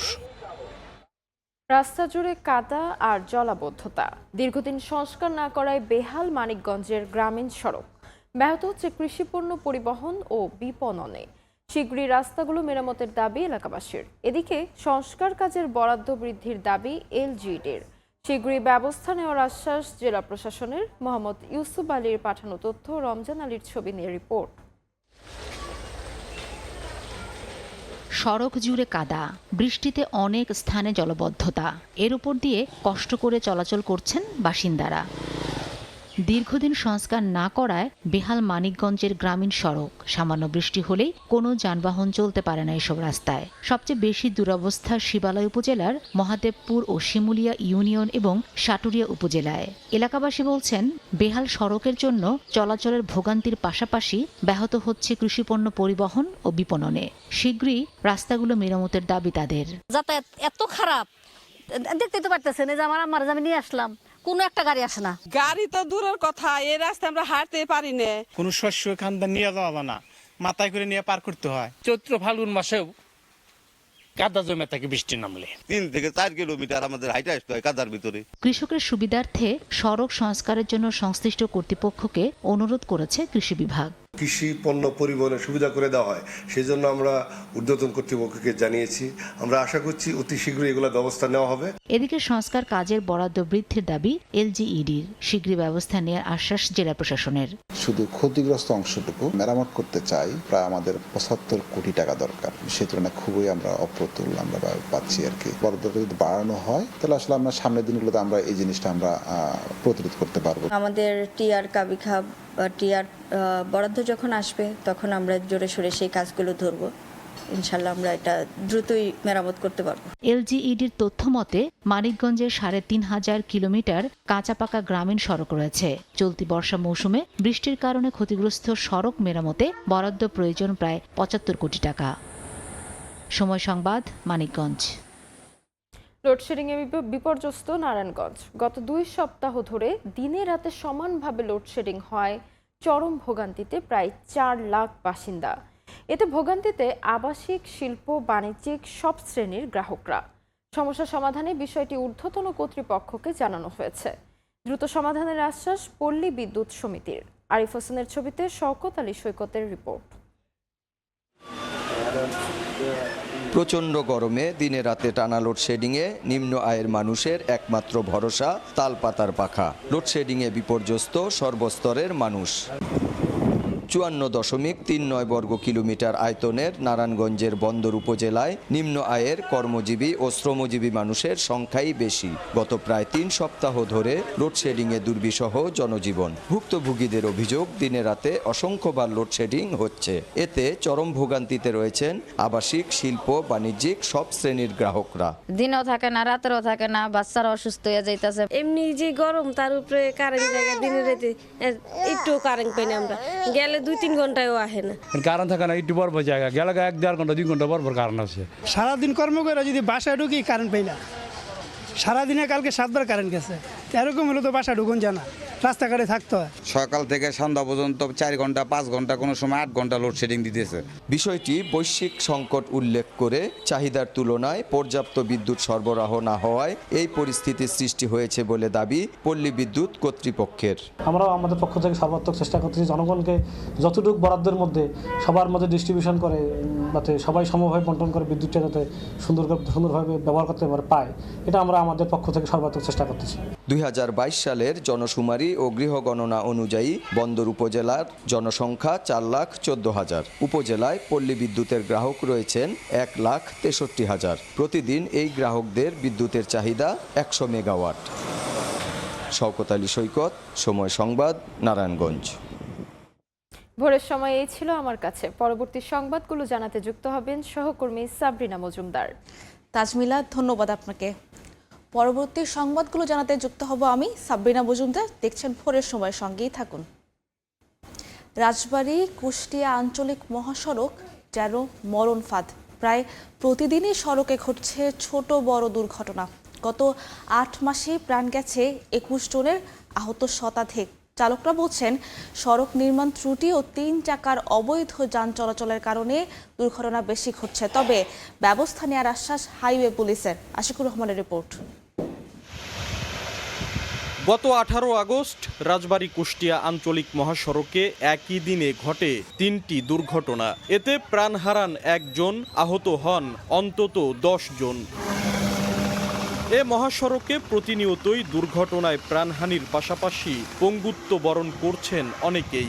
যান চালকরা বলছেন, সড়কের নির্মাণ ত্রুটির কারণে সময় মতো গাড়ি থামানো যায় না, চাকা পিছলে যায়, আর সামান্য বৃষ্টি হলেই সড়কটি যেন মৃত্যু ফাঁদে পরিণত হয়। এছাড়া মহাসড়কে 3 চাকার অবৈধ যান চলাচলকেও দুর্ঘটনার অন্যতম কারণ বলে মনে করেন তারা। এই রাস্তাটা যখন তৈরি করে তেল বিটুমিন বেশি দেওয়ার কারণে এখন রাস্তা পিছল হয়ে গেছে, ব্রেক করলে ব্রেক ধরতেছে না গাড়ি। বৃষ্টি হলে তো কোনো কথাই নাই, আমরা ব্রেক ধরেও নিয়ন্ত্রণ করতে পারি না গাড়ি। নসিমন করিমন এরা তো ধরেন কোনো সিঙ্গেল বুঝে না, এদেরকে হরেন দিলেও এরা সাইড দিতে হয় না। আমার আশা করতেছি কর্তৃপক্ষ খুব দ্রুতই এই ব্যবস্থা নিয়ে রাস্তার মেরামত কাজ করবে। তবে হাইওয়ে পুলিশ বলছে, সমস্যা নিরসনে সড়ক বিভাগের সঙ্গে কথা বলে ব্যবস্থা নেওয়া হবে। এই বিষয়ে আমরা সংশ্লিষ্ট কর্তৃপক্ষ, রোডসেন হাইওয়েজের সংশ্লিষ্ট কর্তৃপক্ষের সাথে আমরা যোগাযোগ করব, যে যদি এরকম কোনো ঘটনা থাকে তাহলে তারা হয়তো ব্যবস্থা নেওয়ার জন্য আমরা তাদের সাথে যোগাযোগ করব।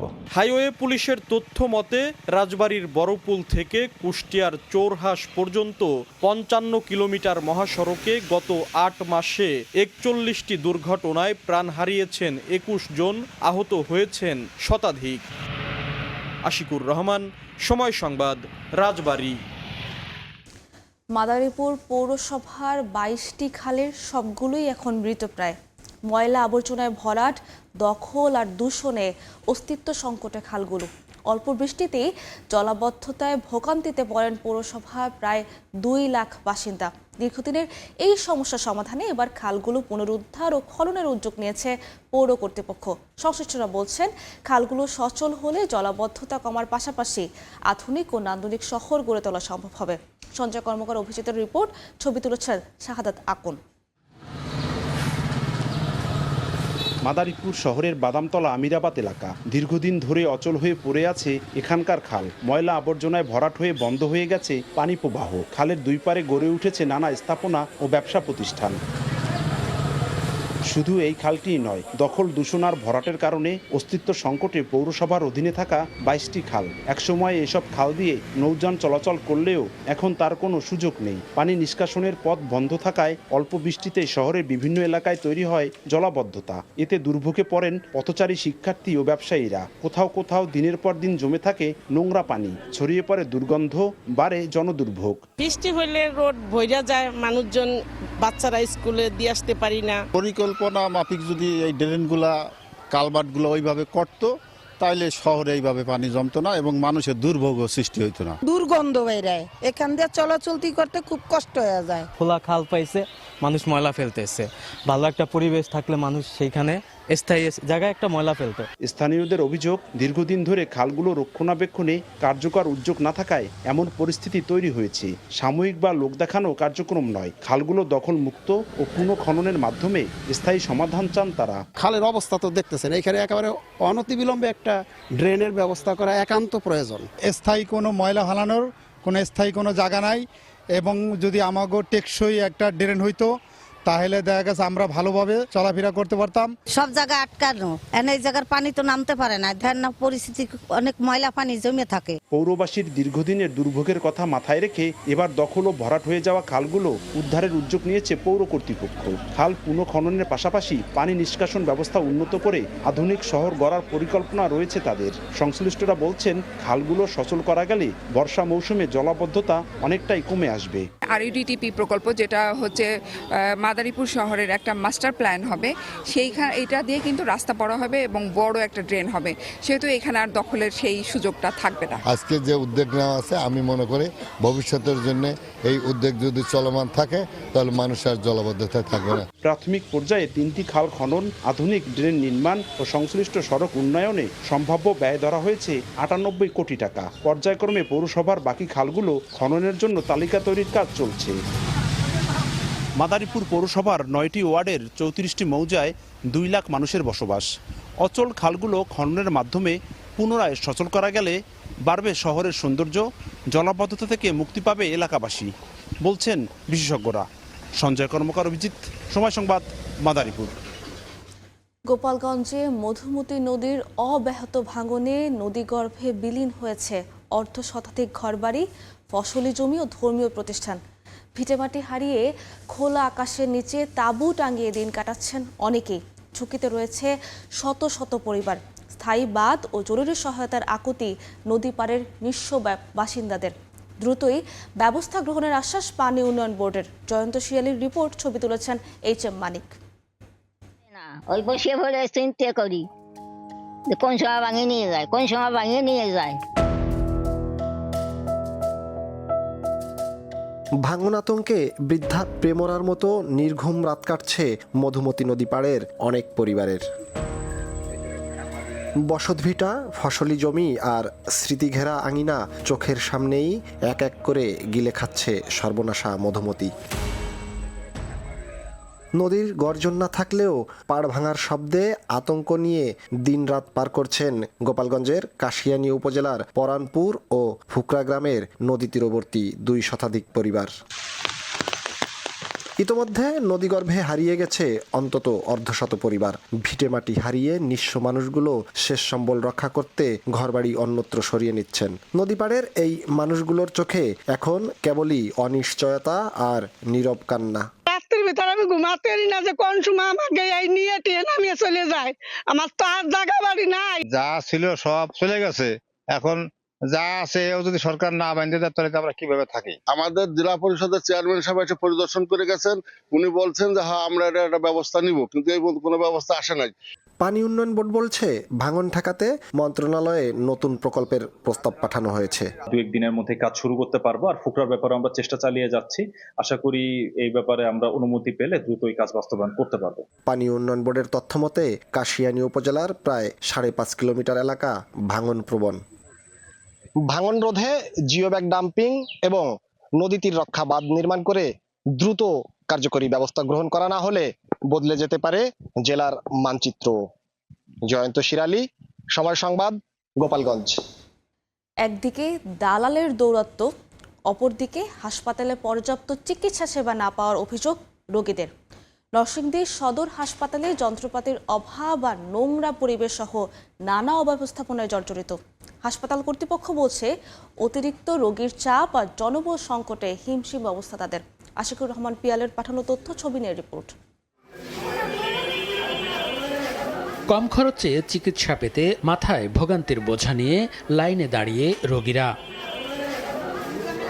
তাদের অভিযোগ, হাসপাতালে প্রকট দালালের উৎপাত। টিকিট কাটা থেকে শুরু করে ডাক্তারের অ্যাপয়েন্টমেন্ট সবখানেই দালাল চক্রের বিচরণ। এছাড়া নেই পর্যাপ্ত জনবল, ছোটখাটো অস্ত্রোপচার সহ অন্যান্য প্রয়োজনে যন্ত্রপাতিও নেই। সরকারি ওষুধ দিচ্ছে না ঠিকমতো। এ অবস্থায় সুস্থ হতে এসে অসুস্থ হয়ে ফিরতে হয় অনেক রোগীকে। জরুরি বিভাগে ডাক্তার দেখাতেছি, তাহলে এই হসপিটালে কেন এত দালাল থাকবে? দালালরা এসব প্রত্যেকটা রোগীর এভাবে টাইটে নিয়ে যেতেছে।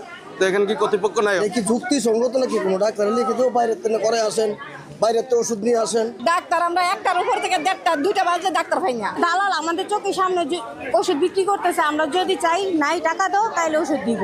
দালালের দৌরাত্মের কথা স্বীকার করে হাসপাতাল কর্তৃপক্ষ বলছে অভিযানে দালালদের গ্রেপ্তার করা হলেও ছাড়া পেয়ে আবারও শুরু হয় তাদের দৌরাত্ম্য। দালালদের ক্ষেত্রে তো আমরা অলরেডি প্রশাসনকে জানানো হয়েছে এবং দালালদেরকে ধরা হয়েছে, কিন্তু রুগীদের ব্যাপারে রুগীদেরকে তো সচেতন হতে হবে যে আমি এখানে 5 টাকা দিয়ে টিকিট কাটবো, আমি লাইনে দাঁড়াবো, আমার যেটা ওষুধ লাগবে সেটা হচ্ছে ডাক্তার আমাকে লিখে দিবে, সেই ওষুধটাই দিব। আমার তো বাসায় নিয়ে ওষুধ জমানোর প্রয়োজন নেই। এদিকে সংকট নিরসন করে সেবার মান নিশ্চিত করার আশ্বাস সিভিল সার্জনের। নতুন যন্ত্রপাতিও সব চলে আসবে, জায়গা ব্যবস্থা করবে, নতুন বিল্ডিং হওয়ার সাথে সাথেই সমস্ত ইনস্ট্রুমেন্টও আলাদাভাবে চলে আসবে। ওনারা গত সপ্তাহে আসছিল, দেখে গেছে সব কি লাগবে আর কি, চাহিদা দেওয়া আসছে সব। 1962 সালে প্রতিষ্ঠিত এই হাসপাতালটিতে জরুরি ও বহির্বিভাগ মিলিয়ে প্রতিদিন গড়ে 1 থেকে 1,500 রোগী চিকিৎসা সেবা নেন। সময় সংবাদ, নরসিংদী। পিটিয়ে হত্যা নাকি রোগাক্রান্ত হয়ে মৃত্যু? ব্রাহ্মণবাড়িয়ায় প্রয়াস নামে একটি মাদকাসক্তদের চিকিৎসা ও পুনর্বাসন কেন্দ্রে প্রবাস ফেরত যুবকের মৃত্যু ঘিরে সৃষ্টি হয়েছে চাঞ্চল্য। ঘটনার পর মাদকাসক্ত কেন্দ্রটির পরিচালকরা গা ঢাকা দিয়েছেন।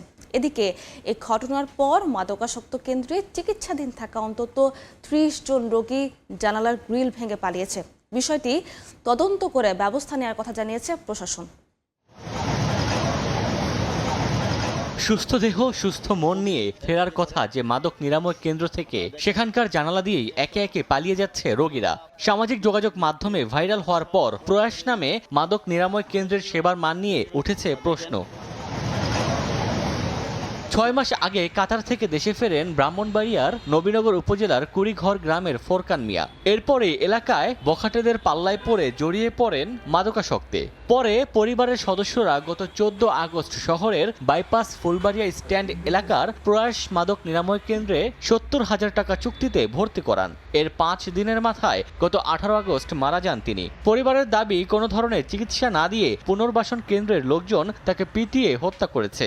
মাদক নিরাময় কেন্দ্রের মধ্যে দিছি তার চিকিৎসার জন্য, কিন্তু এভাবে যে আসলে 5 দিনের মাথায় যে একজন সুস্থ মানুষকে তারা নিয়ে যে লাশ হিসাবে যে আমরা যে ফিরে পাবো আমরা কখনো কল্পনাও করি নাই। হঠাৎ করে একটা বিদ্রোহ শুরু করছে, গিরিডিলি যা আছে টাইম না সবাই লাফায়া পড়ছে, কেউ হাত কাটছে, কেউ পা কাটছে পইরা।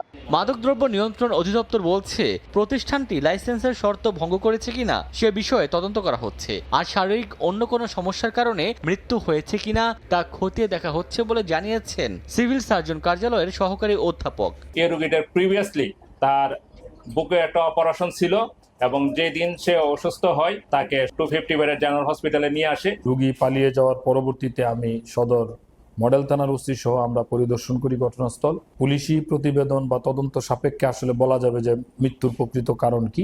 এদিকে ঘটনার পর থেকে মাদক নিরাময় কেন্দ্রের মালিকপক্ষ গা ঢাকা দেয়ায় কারো বক্তব্য পাওয়া যায়নি।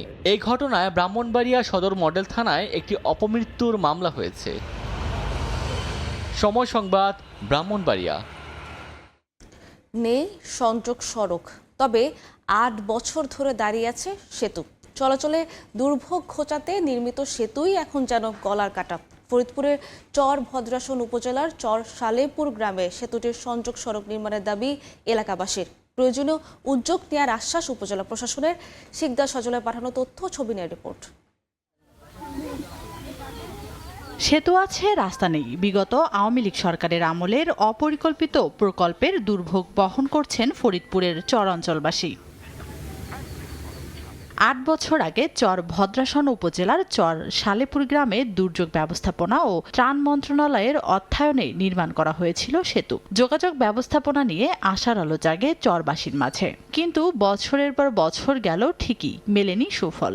সংযোগ সড়ক না থাকায় চলাচল করতে পারছে না ভ্যান, মোটরসাইকেল সহ কোনো প্রকার যানবাহন। এখানে যে একটা ব্রিজ হয়েছে, দুই পাশে কোনো সড়ক নাই, আমাদের যাতায়াত করা অনেক কষ্ট। ব্রিজটা আমাদের কোনো কাজে আসতেছে না। আগেও আমরা যে কষ্ট করছি, এখন এই ব্রিজ হয়েছে আমরা সেই কষ্ট করি। এই ব্রিজের ডালে মাটি তো নাই, রাস্তাও নাই, ওইটা যাওয়া যায় না আর ওইটা আসাও যায় না। এত টাকা ব্যয় করে একটা ব্রিজ নির্মাণ করা হয়েছে জনসাধারণের উপকারের জন্য, কিন্তু বর্তমানে সংযোগ সড়ক না থাকার কারণে এই ব্রিজের সুফল জনগণ ভোগ করতে পারছে না। উপজেলা প্রশাসন বলছে ভোগান্তি লাঘবে প্রয়োজনীয় উদ্যোগ নেওয়া হবে। আমরা এটা দেখার পরই বলতে পারবো আসলে এখানে কোনো সমস্যা হয়েছে কিনা এবং এটা সমাধানে কি কি পদক্ষেপ নেওয়া যায়। উপজেলা প্রশাসন থেকে আমরা তৎপর আছি, আমরা ঊর্ধ্বতন কর্তৃপক্ষকে জানাবো। 2017-18 অর্থ বছরে দুর্যোগ ব্যবস্থাপনা ও ত্রাণ মন্ত্রণালয়ের অর্থায়নে 30 লাখ টাকা ব্যয়ে 40 ফুট দৈর্ঘ্যের সেতুটি নির্মাণ করা হয়। সময় সংবাদ, ফরিদপুর। কৃত্রিম বুদ্ধিমত্তা বা এআই ব্যবহারে আরও সতর্ক হওয়ার পরামর্শ দিয়েছেন প্রধানমন্ত্রীর উপদেষ্টা ডক্টর ইসমাইল জবিউল্লাহ। বড় পরিসরে ও সরকারি কাজে এআই ব্যবহারের আগে সুনির্দিষ্ট নীতিমালা প্রণয়নের উপরও গুরুত্ব দেন তিনি। গবেষণা সংস্থা বিসের আয়োজনে সেমিনারে অংশ নিয়ে এসব কথা জানান তিনি। সরকারি কাজে এআই ব্যবহারের গুরুত্ব তুলে ধরে প্রযুক্তিবিদরা বলেন, সরকারের সেবা সহজ ও কার্যকর করার পাশাপাশি দেশের জিডিপিতেও ইতিবাচক প্রভাব ফেলতে পারে কৃত্রিম বুদ্ধিমত্তা। বাংলাদেশের জন্য নিজস্ব এআই সার্ভার তৈরির তাগিদও দেন তারা। বলেন, বাংলা ভাষাভিত্তিক এআই সার্ভার তৈরির প্রয়োজনীয় অনেক উপাদানই দেশে রয়েছে, তবে এআই ব্যবহারে দক্ষ জনবল তৈরির ওপরও গুরুত্ব দেন বক্তারা। We will regulate and protect AI for the time being, but we cannot stop the storm. So we need to use AI and use it cautiously, as I said. And we need to finalize our policy framework first, adopt AI gradually, along with the public, that is, taking the people on board who are the ultimate users. আদি ঢাকার ইতিহাস, ঐতিহ্য ও জীবনযাত্রাকে উপজীব্য করে ৮টি নাটক নিয়ে শুরু হয়েছে ঢাকা নাট্যোৎসব। ঢাকা দক্ষিণ সিটি কর্পোরেশনের উদ্যোগে হৃদয়ে ঢাকা ৪১৬ কর্মসূচির অংশ হিসেবে এই নাট্যোৎসবের আয়োজন করা হয়েছে। বিস্তারিত নিয়াজ শুভর রিপোর্টে। ঢাকার অলিগলি, পুরান বাড়ি আর শত শত বছরের সংস্কৃতির সঙ্গে জড়িয়ে আছে নানা গল্প। সেই গল্পই এবার উঠে আসছে মঞ্চে। ঢাকার ৪১৬ বছর পূর্তি উপলক্ষে আয়োজিত ঢাকা নাট্যোৎসবের চতুর্থ দিনে মঞ্চস্থ হয় নবনাটের ভেলকি। মলিয়েরের মূল রচনা থেকে ভেলকি অনুবাদ করেছেন শওকত হাসান। রূপান্তর ও নির্দেশনায় রয়েছেন এস.কে রতন। মানুষকে মোহে আটকে কিংবা ভয় দেখিয়ে কিভাবে স্বার্থ হাসিল করা যায়, নাটকের গল্পে উঠে এসেছে সেই চেনা বাস্তবতারই রসাত্মক রূপ। এই নাটকের যে গঠন রেগুলার দর্শকের জন্য, যে যারা শুরুতে ধরতে পারে। মঞ্চের প্রতিটি চরিত্রে নাট্যকর্মীদের অভিনয় আর প্রাণবন্ত উপস্থাপনা তৈরি করেছে অন্যরকম আবহ। এটা আমার প্রথমবার মঞ্চে ছিল এবং সেই ক্ষেত্রে আমি একটু নার্ভাস ছিলাম। দর্শককে বোঝাতে গেলে আমাকেও এটা প্লে করে আমাকেও বুঝতে হবে যে হ্যাঁ আমি ফিল করছি। যতটুকু ছিলাম স্টেজে আমি এনজয় করেছি। তবেই শুধু নাটক নয়, বিকেল থেকেই উৎসব প্রাঙ্গণে থাকছে উন্মুক্ত সাংস্কৃতিক আয়োজন। পুরান ঢাকার বাসিন্দাদের প্রত্যাশা, এমন আয়োজন শুধু বিনোদন নয়, প্রজন্ম থেকে প্রজন্মে ছড়িয়ে দেবে এই জনপদের সংস্কৃতি ও ঐতিহ্য। ঢাকাবাসীদের সংগঠনগুলোর যে আসলে জায়গা নেই সাংস্কৃতিক চর্চা করার জন্য, হল নেই, অর্থনৈতিক সহযোগিতা নেই, এই জায়গাগুলো আমরা পরিবেশনের মাধ্যমে বোঝা যেতে যাচ্ছি। এই উৎসবের মাধ্যমে আদি ঢাকার শিল্পীরা বিকশিত হওয়ার সুযোগ পাচ্ছে তাদের দলকে বিকশিত করার। এই ধরনের উৎসব প্রতি বছর যদি আমরা করতে পারি তাহলে আর সবাই মানে একটা সংস্কৃতির একটা সুন্দর সুবাতাস বইবে আমাদের এই পুরনো ঢাকায়। ৪১৬ বছরে ঢাকার গল্প তাই শুধু পুরনো স্থাপনা কিংবা ইতিহাসের পাতায় নয়, বেঁচে থাকুক মঞ্চের আলোয়, মানুষের কণ্ঠে আর সাংস্কৃতিক আয়োজনে। নিয়াজ শুভ, সময় সংবাদ, ঢাকা। পূর্ব শত্রুতার জেরে পাবনায় প্রায় ২০ কৃষকের অন্তত ২২ বিঘা জমির কলাবাগান কেটে ফেলার অভিযোগ উঠেছে স্থানীয় প্রভাবশালীদের বিরুদ্ধে। শুধু কলা গাছই নয়, বিষাক্ত কীটনাশক প্রয়োগ করে নষ্ট করা হয়েছে মরিচ ও মূলার আবাদ। এতে চরম ক্ষতির মুখে পড়েছেন কৃষকেরা। মাঠ জুড়ে সারি সারি পড়ে আছে কেটে ফেলা কলা গাছ, পাশেই দাঁড়িয়ে কৃষকের আহাজারি। এ চিত্র পাবনা সদর উপজেলার হেমায়েতপুর ইউনিয়নের চর প্রতাপপুর এলাকার। বুধবার দিবাগত রাতে প্রায় ২০ জন কৃষকের অন্তত ২২ বিঘা কলাবাগান কেটে ফেলা হয়। ভুক্তভোগীদের অভিযোগ, দীর্ঘদিন ধরেই জমিজমা নিয়ে দুপক্ষের মধ্যে বিরোধ চলে আসছিল। এরই জেরে রাতের আধারে কলাবাগানে প্রবেশ করে সব কলাগাছ কেটে ফেলা হয়। পাশাপাশি মরিচ ও মূলা জমিতেও বিষাক্ত কীটনাশক প্রয়োগ করে অভিযুক্তরা। জড়িতদের বিচারের দাবি ভুক্তভোগীদের। চেনি চাম্পা কলা ছিল, সবরি কলা ছিল, সবই তারা হাসি দিদি সব কাটি নষ্ট করে দেয়, বিষ মারাছে। ৫ মাস আগে আমরা যখন পিদ উঠালে পর ওরা বলে যে আমাদের ২ লক্ষ টাকা চাঁদা দিতে হবে।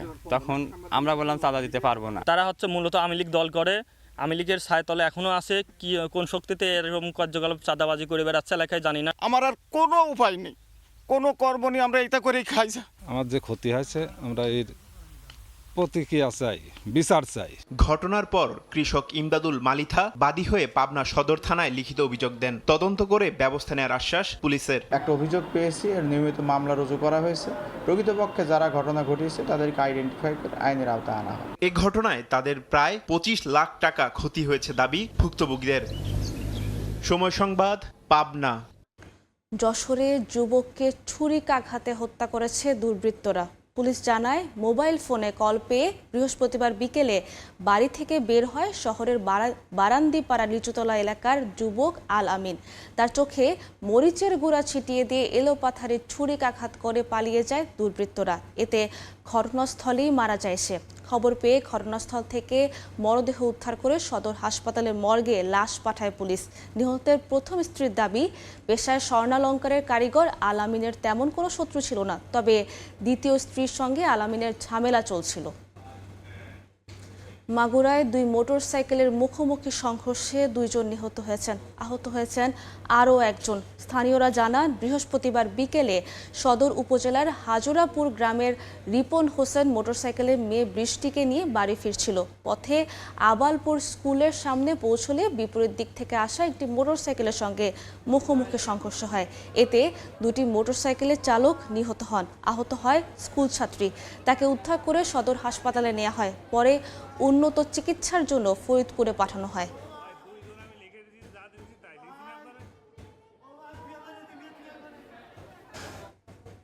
বগুড়ায় পরিত্যক্ত ঘর থেকে এক ব্যক্তির অর্ধগলিত মরদেহ উদ্ধার করা হয়েছে। স্থানীয়রা জানান, গত সোমবার রাতে মনিরের বাড়িতে মাদক বিরোধী অভিযান চালায় আইন শৃঙ্খলা রক্ষাকারী বাহিনী পরিচয় একটি দল। এ সময় তার কাছে একটি ইয়াবা উদ্ধার করে পুলিশ। পরে ওই ব্যক্তিদের কাছ থেকে ছুটে পালিয়ে যান মনির। এরপর থেকেই তিনি নিখোঁজ ছিলেন। এদিকে মনির দীর্ঘদিন ধরে মাদক কারবারের সঙ্গে জড়িত ছিলেন বলে অভিযোগ পুলিশের। তবে কিভাবে তার মৃত্যু হয়েছে তা এখনও নিশ্চিত হতে পারেনি তারা। বগুড়ায় নিয়ন্ত্রণ হারিয়ে স্কুল বাস খাদে পড়ে 8ম শ্রেণীর এক শিক্ষার্থী নিহত হয়েছেন। পুলিশ জানায়, বৃহস্পতিবার বিকেলে বিট মডেল স্কুল অ্যান্ড কলেজের একটি শিক্ষার্থীবাহী বাস পীরগাছা ও সাবগ্রাম যাচ্ছিলেন।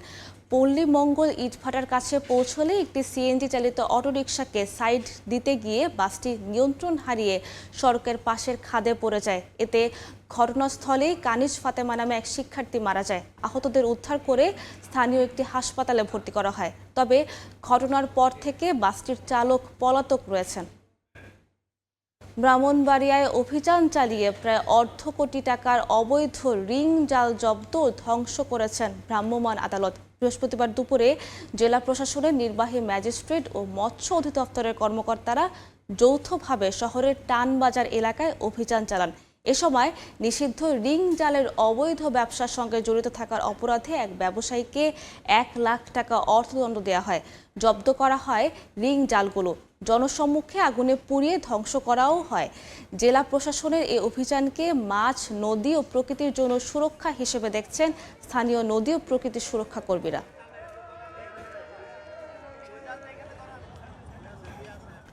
ঝিনাইদহে মেসের খাবার না পাওয়া নিয়ে বাকবিতণ্ডার জেরে ছুরিকাঘাতে এক ছাত্র নিহত হয়েছে। বৃহস্পতিবার সন্ধ্যায় শহরের মহিলা কলেজ পাড়ায় ঘটনা ঘটে। পুলিশ জানায়, পলিটেকনিক ইনস্টিটিউটের কম্পিউটার সায়েন্সের 7ম সেমিস্টারে শিক্ষার্থী কাউসার আহমেদ সন্ধ্যায় মেসে এসে খাবার না পেয়ে রুমমেট মাদ্রাসা ছাত্র লিখন হোসেনের সঙ্গে বাকবিতণ্ডা হয়। এ সময় কাউসার লাঠি দিয়ে লিখনকে আঘাত করলে লিখন পাল্টা ছুরি দিয়ে কাউসারকে আঘাত করে। পরে অন্য রুমমেটরা সেখান থেকে কাউসারকে উদ্ধার করে সদর হাসপাতালে নিয়ে গেলে চিকিৎসক তাকে মৃত ঘোষণা করেন। এ ঘটনায় অভিযুক্ত লিখনকে আটক করেছে পুলিশ।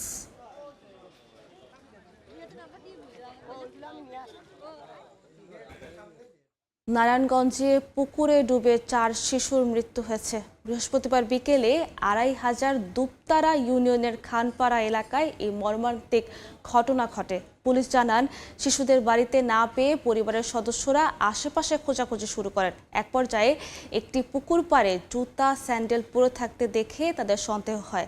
পরে পরিবারের সদস্যরা ও স্থানীয় লোকজন পুকুরে নেমে খোঁজাখুঁজি করে একে একে 4 শিশুকে অচেতন অবস্থায় পানির নিচ থেকে উদ্ধার করেন। পরে 2 শিশুকে 2500 উপজেলা স্বাস্থ্য কমপ্লেক্স এবং অপর 2 শিশুকে স্থানীয় একটি ক্লিনিকে নেওয়া হয়। সেখানে কর্তব্যরত চিকিৎসক পরীক্ষা নিরীক্ষার পর 4 শিশুকে মৃত ঘোষণা করেন।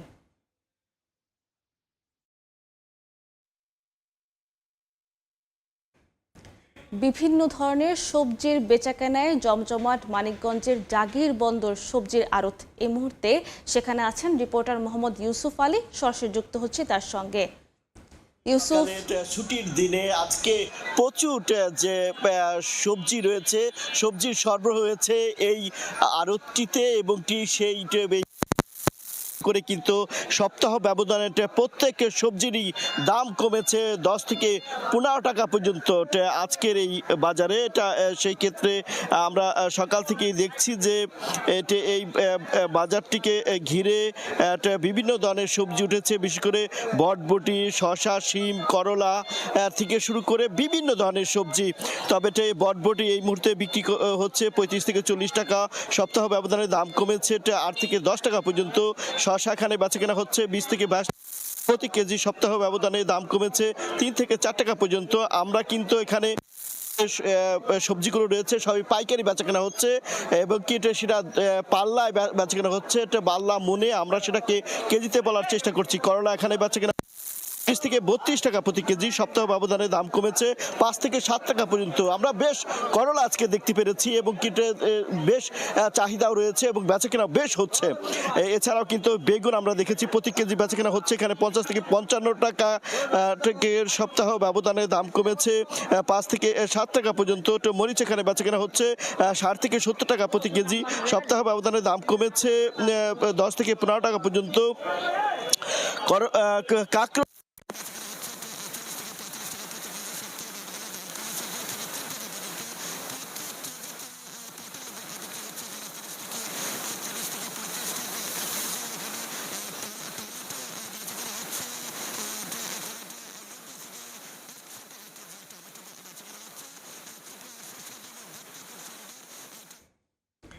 সরাসরি যুক্ত ছিলাম মানিকগঞ্জ থেকে। নারায়ণগঞ্জের রূপগঞ্জ উপজেলার গাউসিয়া পাইকারি মাছের আড়তে ক্রেতা বিক্রেতার কোলাহলে মুখর। সেখানে আছেন সহকর্মী মোহাম্মদ রাশেদুল ইসলাম, সরাসরি যাচ্ছি তার কাছে। রাশেদুল,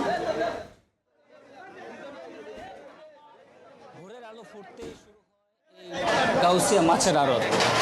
আমি এই মুহূর্তে দাঁড়িয়ে আছি নারায়ণগঞ্জে রূপগঞ্জে গাউসিয়া মাছের আড়তে। এখানে সকাল থেকেই শুরু হয় এই মাছের যে আড়ত রয়েছে তাদের বেচাকেনা। এই আমরা যেটা জানতে পেরেছি যে এই বাজারটি প্রায় 20 থেকে 25 বছর ধরে এই বাজারটি বেচা বিক্রি শুরু হয়। তবে এইখানে আজকে যেটা আমরা জানতে পেরেছি যে এই মাছের যে আড়তটি রয়েছে এখানে প্রায় অনেকগুলো ইজারাদার রয়েছে, 6 থেকে 7টা ইজারাদার, এবং তাদের কাছ থেকে আমরা যেটা জানতে পেরেছি যে এই প্রতি সপ্তাহে 7 দিন এই বাজারটি বসে থাকে। তবে এই বাজারটিতে প্রতিদিন বিক্রি হয় 4 থেকে 5 কোটি টাকা।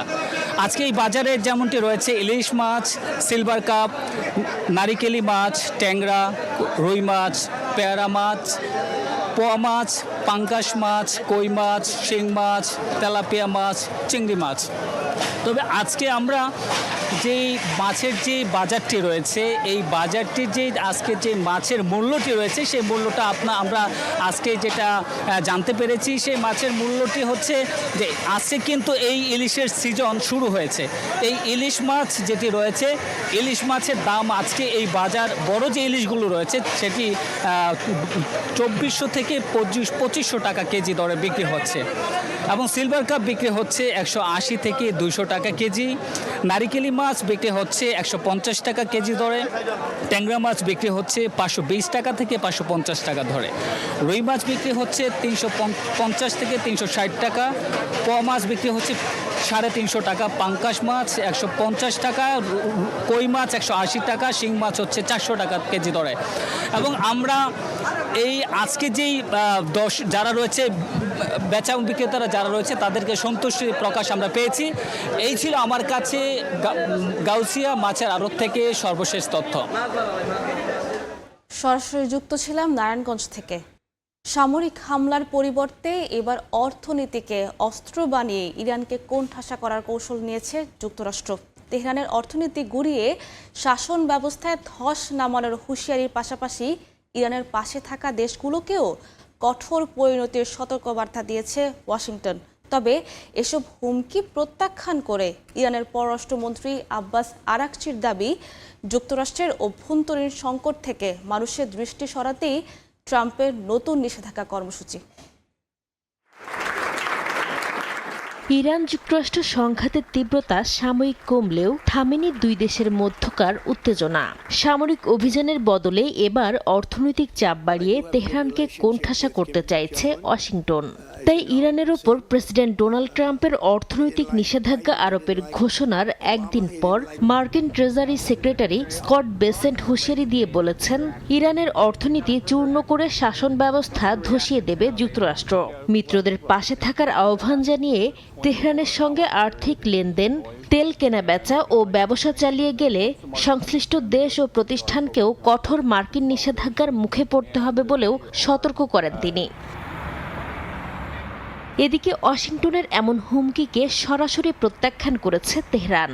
ইরানের পররাষ্ট্রমন্ত্রী আব্বাস আরাকচি ট্রাম্পের নতুন নিষেধাজ্ঞা কর্মসূচিকে যুক্তরাষ্ট্রের অভ্যন্তরীণ সংকট থেকে মানুষের দৃষ্টি সরানোর কৌশল বলে মন্তব্য করেছেন। ইরানের পররাষ্ট্র মন্ত্রণালয়ও এই হুমকিকে অবৈধ ও অমানবিক আখ্যা দিয়ে বলেছে, অতীতে এমন নীতি ব্যর্থ হয়েছে। একই সঙ্গে ইরানের পার্লামেন্ট স্পিকার মোহাম্মদ বাঘের গালিবাফ দাবি করেছেন, মধ্যপ্রাচ্যে নতুন আঞ্চলিক ব্যবস্থা প্রতিষ্ঠার কথা বলে আসলে সম্মানজনকভাবে অঞ্চলটি থেকে বেরিয়ে যাওয়ার পথ খুঁজছে যুক্তরাষ্ট্র। যুক্তরাষ্ট্র ও ইরান উত্তেজনায় হরমুজ প্রণালীতে জাহাজ চলাচল নিয়েও কাটছে না অনিশ্চয়তা। মার্কিন সেন্ট্রাল কমান্ড সেন্টকম দাবি করেছে, ইরানের বন্দরমুখী বা বন্দর থেকে আসা অর্ধশতাধিক বাণিজ্যিক জাহাজের গতিপথ বদলে দেওয়ার পাশাপাশি কয়েকটি জাহাজ অচল করা ও তল্লাশি চালানো হয়েছে। এমন পরিস্থিতিতে নৌ চলাচলের স্বাধীনতা নিশ্চিত করতে দ্রুত পদক্ষেপের আহ্বান জানিয়েছে ওমান, জাপান ও কাতার। হরমুজ সংকটের সরাসরি প্রভাব পড়ছে বৈশ্বিক জ্বালানি বাজারেও। নতুন নিষেধাজ্ঞার হুমকির পর টানা পঞ্চম দিনের মতো বেড়েছে তেলের দাম। ব্রেন্ট ক্রুডের দাম 2.4% বেড়ে ব্যারেল প্রতি $93.82 পৌঁছেছে। একই সময়ে যুক্তরাষ্ট্রের WTI এর দাম বেড়ে দাঁড়ায় $88.16। নাসরিন রুমি, সময় সংবাদ। সুপ্রিম কোর্টের নির্দেশে অবশেষে হাসপাতালে নেওয়া হলো কারাবন্দী পাকিস্তানের সাবেক প্রধানমন্ত্রী ইমরান খানকে। বৃহস্পতিবার কড়া নিরাপত্তায় আদিয়ালা জেল থেকে ইসলামাবাদের শিফা ইন্টারন্যাশনাল হাসপাতালে স্থানান্তর করা হয় তাকে। এদিকে মুক্তি পেলে ইমরান খান সেনাপ্রধান আসিম মুনিরের সঙ্গে সংঘাতে যাবেন না বলে দাবি করেছেন এক ঘনিষ্ঠ সহযোগী। 2023 সালের আগস্টে তোষাখানা ও আল-কাদির ট্রাস্ট মামলাসহ একাধিক মামলায় সাজা পাওয়ার পর কারাবন্দী হন পাকিস্তানের সাবেক প্রধানমন্ত্রী ও পিটিআই প্রতিষ্ঠাতা ইমরান খান। এরপর থেকে আদিয়ালা জেলেই রয়েছেন 73 বছর বয়সী সাবেক এই প্রধানমন্ত্রী। দীর্ঘ কারাবাসে তার শারীরিক অবস্থা নিয়ে উদ্বেগ জানিয়ে আসছে পিটিআই ও পরিবার। বিশেষ করে চোখের সমস্যা সহ বিভিন্ন স্বাস্থ্য জটিলতায় উন্নত চিকিৎসার দাবি ওঠে। দীর্ঘ আইনি লড়াইয়ের পর অবশেষে সুপ্রিম কোর্টের নির্দেশেই এবার চিকিৎসার সুযোগ পেলেন সাবেক এই প্রধানমন্ত্রী। স্থানীয় সময় বৃহস্পতিবার কড়া নিরাপত্তায় ইমরান খানকে হাসপাতালে নেওয়া হয়। তার আগে শিফা ইন্টারন্যাশনাল হাসপাতাল ঘিরে জোরদার করা হয় নিরাপত্তা ব্যবস্থা। আশপাশের সড়ক থেকে যানবাহন সরিয়ে নেয়ার পাশাপাশি বসানো হয় নিরাপত্তা চৌকি ও ব্যারিকেড। হাসপাতালে চিকিৎসকদের একটি বিশেষ প্যানেল তার স্বাস্থ্য পরীক্ষা করবে বলে জানা গেছে। এরপরে সিদ্ধান্ত হবে তাকে হাসপাতালে ভর্তি রেখে চিকিৎসা দেয়া হবে নাকি কারাগারে ফেরত পাঠানো হবে। ইমরান খানের চিকিৎসা নিয়েও চলছে আইনি টানাপোড়েন। গেল মঙ্গলবার সুপ্রিম কোর্ট তার স্বাস্থ্য পরীক্ষা ও চিকিৎসার জন্য মেডিকেল বোর্ড গঠনের নির্দেশের পাশাপাশি ব্যক্তিগত চিকিৎসক ও বোন উজমাকে চিকিৎসার সময় উপস্থিত থাকার অনুমতি দেন। তবে এই আদেশ পুনর্বিবেচনা করার আবেদন করেছে সরকার। এমন পরিস্থিতিতে ইমরান খান মুক্তি পেলে সেনাপ্রধান আসিম মুনিরের সঙ্গে সংঘাতে যাবেন না বলে জানিয়েছেন তার ঘনিষ্ঠ সহযোগী জুলফি বুখারী। তিনি দাবি করেন দেশের স্বার্থের পরিপন্থী কোনো পদক্ষেপ নেবেন না ইমরান। সুপ্রিম কোর্টের আদেশকে তাই নতুন আশার ইঙ্গিত হিসেবে দেখছে পিটিআই। তবে পরিস্থিতি নিয়ন্ত্রণে রাখতে হাসপাতাল ঘিরে কর্মী সমর্থকদের জমায়েত না করার নির্দেশ দিয়েছে দলটি। নাসরিন রুমি, সময় সংবাদ। অস্ট্রেলিয়া প্রথম টেস্ট হারলেও কঠোরভাবে ফিরে আসতে সক্ষম। ম্যাকাইতে জয় পেতে হলে ডারউইনের মতো বা তার চেয়েও ভালো পারফর্ম করতে হবে, এমনটাই জানিয়েছেন টাইগারদের হেড কোচ ফিল সিমন্স। ডারউইনের জয়কে কোচিং ক্যারিয়ারের সেরা জয় বলে মন্তব্য করেছেন তিনি। কন্ডিশনের সঙ্গে মানিয়ে নিয়ে সেরা প্রস্তুতি নিচ্ছে দল। পেসারদের উপর আস্থা এই ক্যারিবিয়ানের। ম্যাকাইয়ে প্রথমবার গোটা দল অনুশীলন করলেও হালকা অসুস্থতার কারণে ব্যাটিং করেননি তানজিদ তামিম। আরও জানাচ্ছেন তারেক হাসান শিমুল।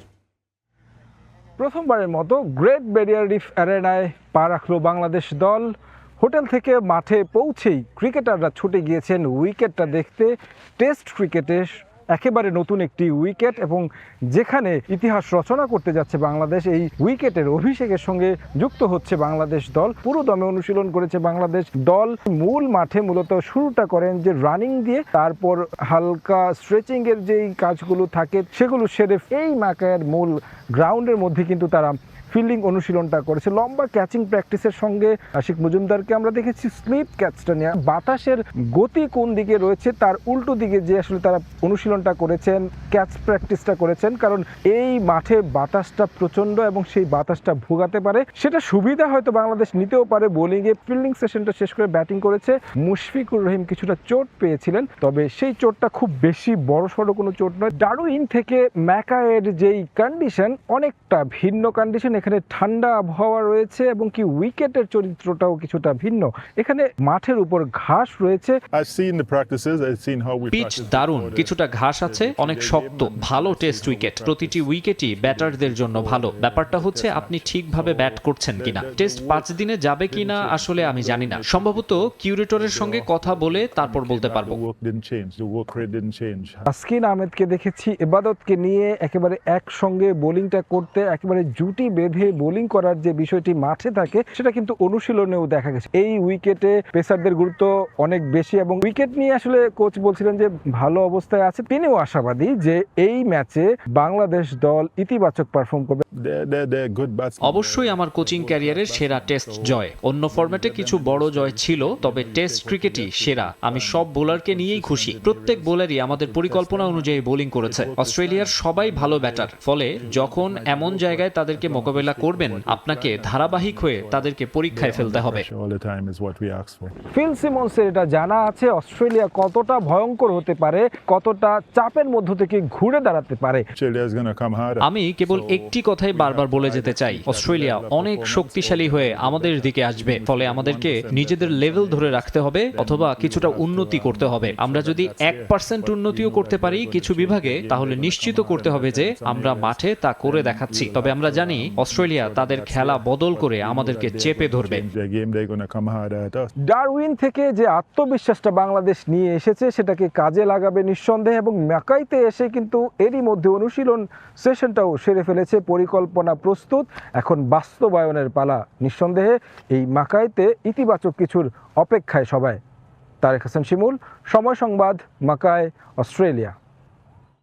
ডারউইনে বাংলাদেশের ঐতিহাসিক ম্যাচে না থাকতে পেরে জীবনের সবচেয়ে বড় জয় উদযাপন মিস করে আক্ষেপে পড়ছেন iconic tiger fan Shoaib Ali.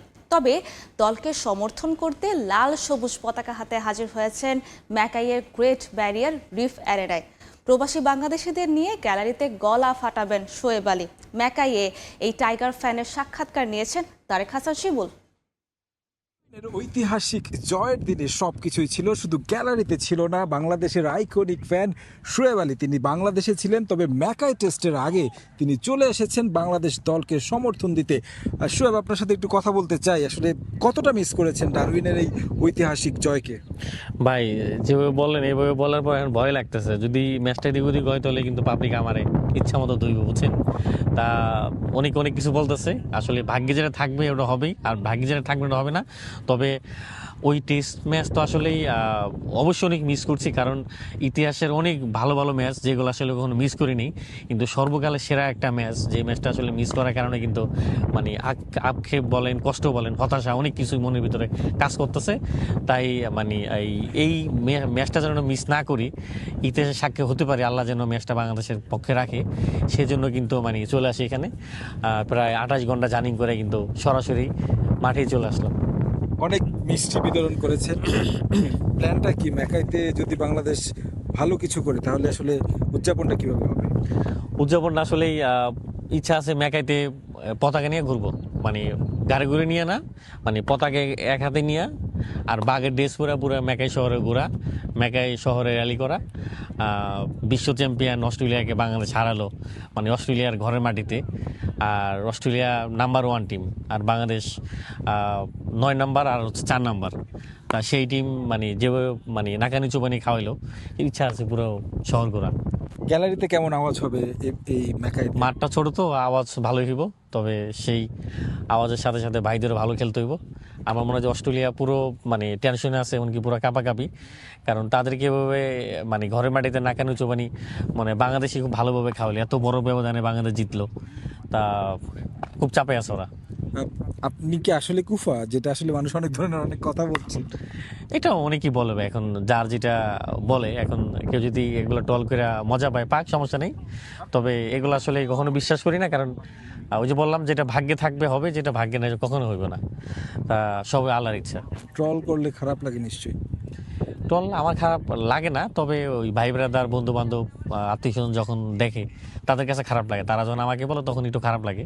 তো এছাড়া আসলে কিছুই না, কারণ মানুষ আসলে মানুষের মাঝে মাঝে মনে হয় যে নিজেদের গজব মানুষ নিজেরাই নিয়ে আসে, কারণ যে মানুষটাকে কখনো দেখেন নাই, কথা হয় নাই, ঝগড়া নাই, কাজা নাই, সেই মানুষটাকে আপনি গালাগালি করতেছেন, তাকে টল করতেছেন, মনে হচ্ছে যেন আপনার সাথে অনেক দিন ধরে মারামারি গ্যাঞ্জাম, কিছুই না। তাহলে আসলে মানে নিজের প্রতি নিজে গজব নিয়ে আসতেছেন না। তাদেরকে বলবো যে আল্লাহ তাদেরকে হিদায়াত দান করুক, আর তাদেরকে বরদোয়া দিব না, কিছু বলবো না, হিদায়াত দিক আল্লাহ।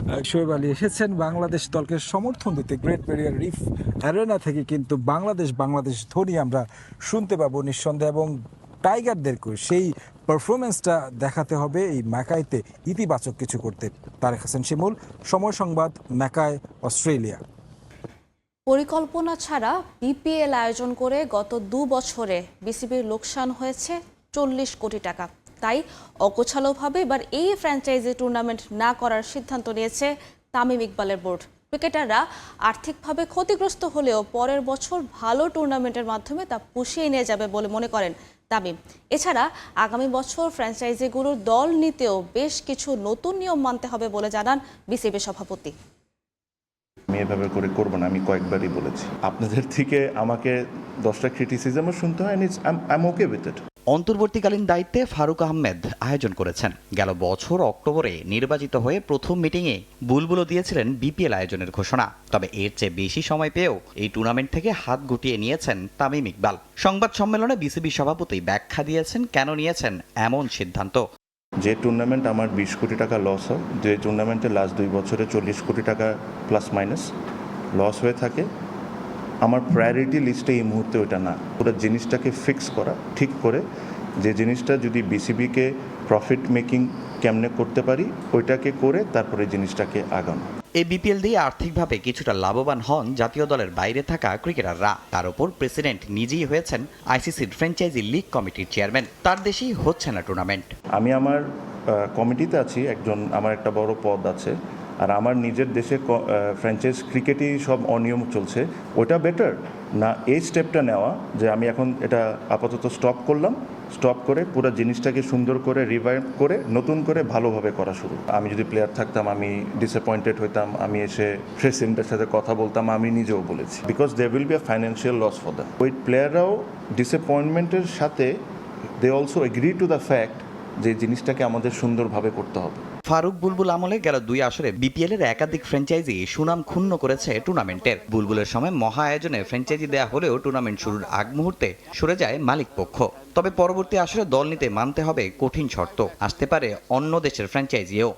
একটা ফ্র্যাঞ্চাইজি 4-5টা ফ্র্যাঞ্চাইজির মধ্যে টুর্নামেন্টের মধ্যে খেলছি, এরকম যদি কোনো ফ্র্যাঞ্চাইজি ইন্টারেস্টেড হয় বা আমরা তাদেরকে আনতে পারি, অটোমেটিকলি ক্রেডিবিলিটি গ্রোস, বিপিএলের ক্রেডিবিলিটি গ্রোস। বিদেশি ফ্র্যাঞ্চাইজ যদি বাংলাদেশে এসে টিম কিনে, জাস্ট এটা কিনা পর্যন্ত না, আমাদের নিয়মকানুন সব কিছু কি ফেভারেবল হয় কি হয় না, ওই জিনিসগুলোও আমাদেরকে বসে কমপ্লিটলি ক্লিয়ার একটা আইডিয়া আমাদের পেতে হবে। তবে আগামী বছর আদৌ বিপিএল হবে কিনা তা নিয়ে নির্দিষ্ট কোনো বার্তা দেননি তামিম ইকবাল।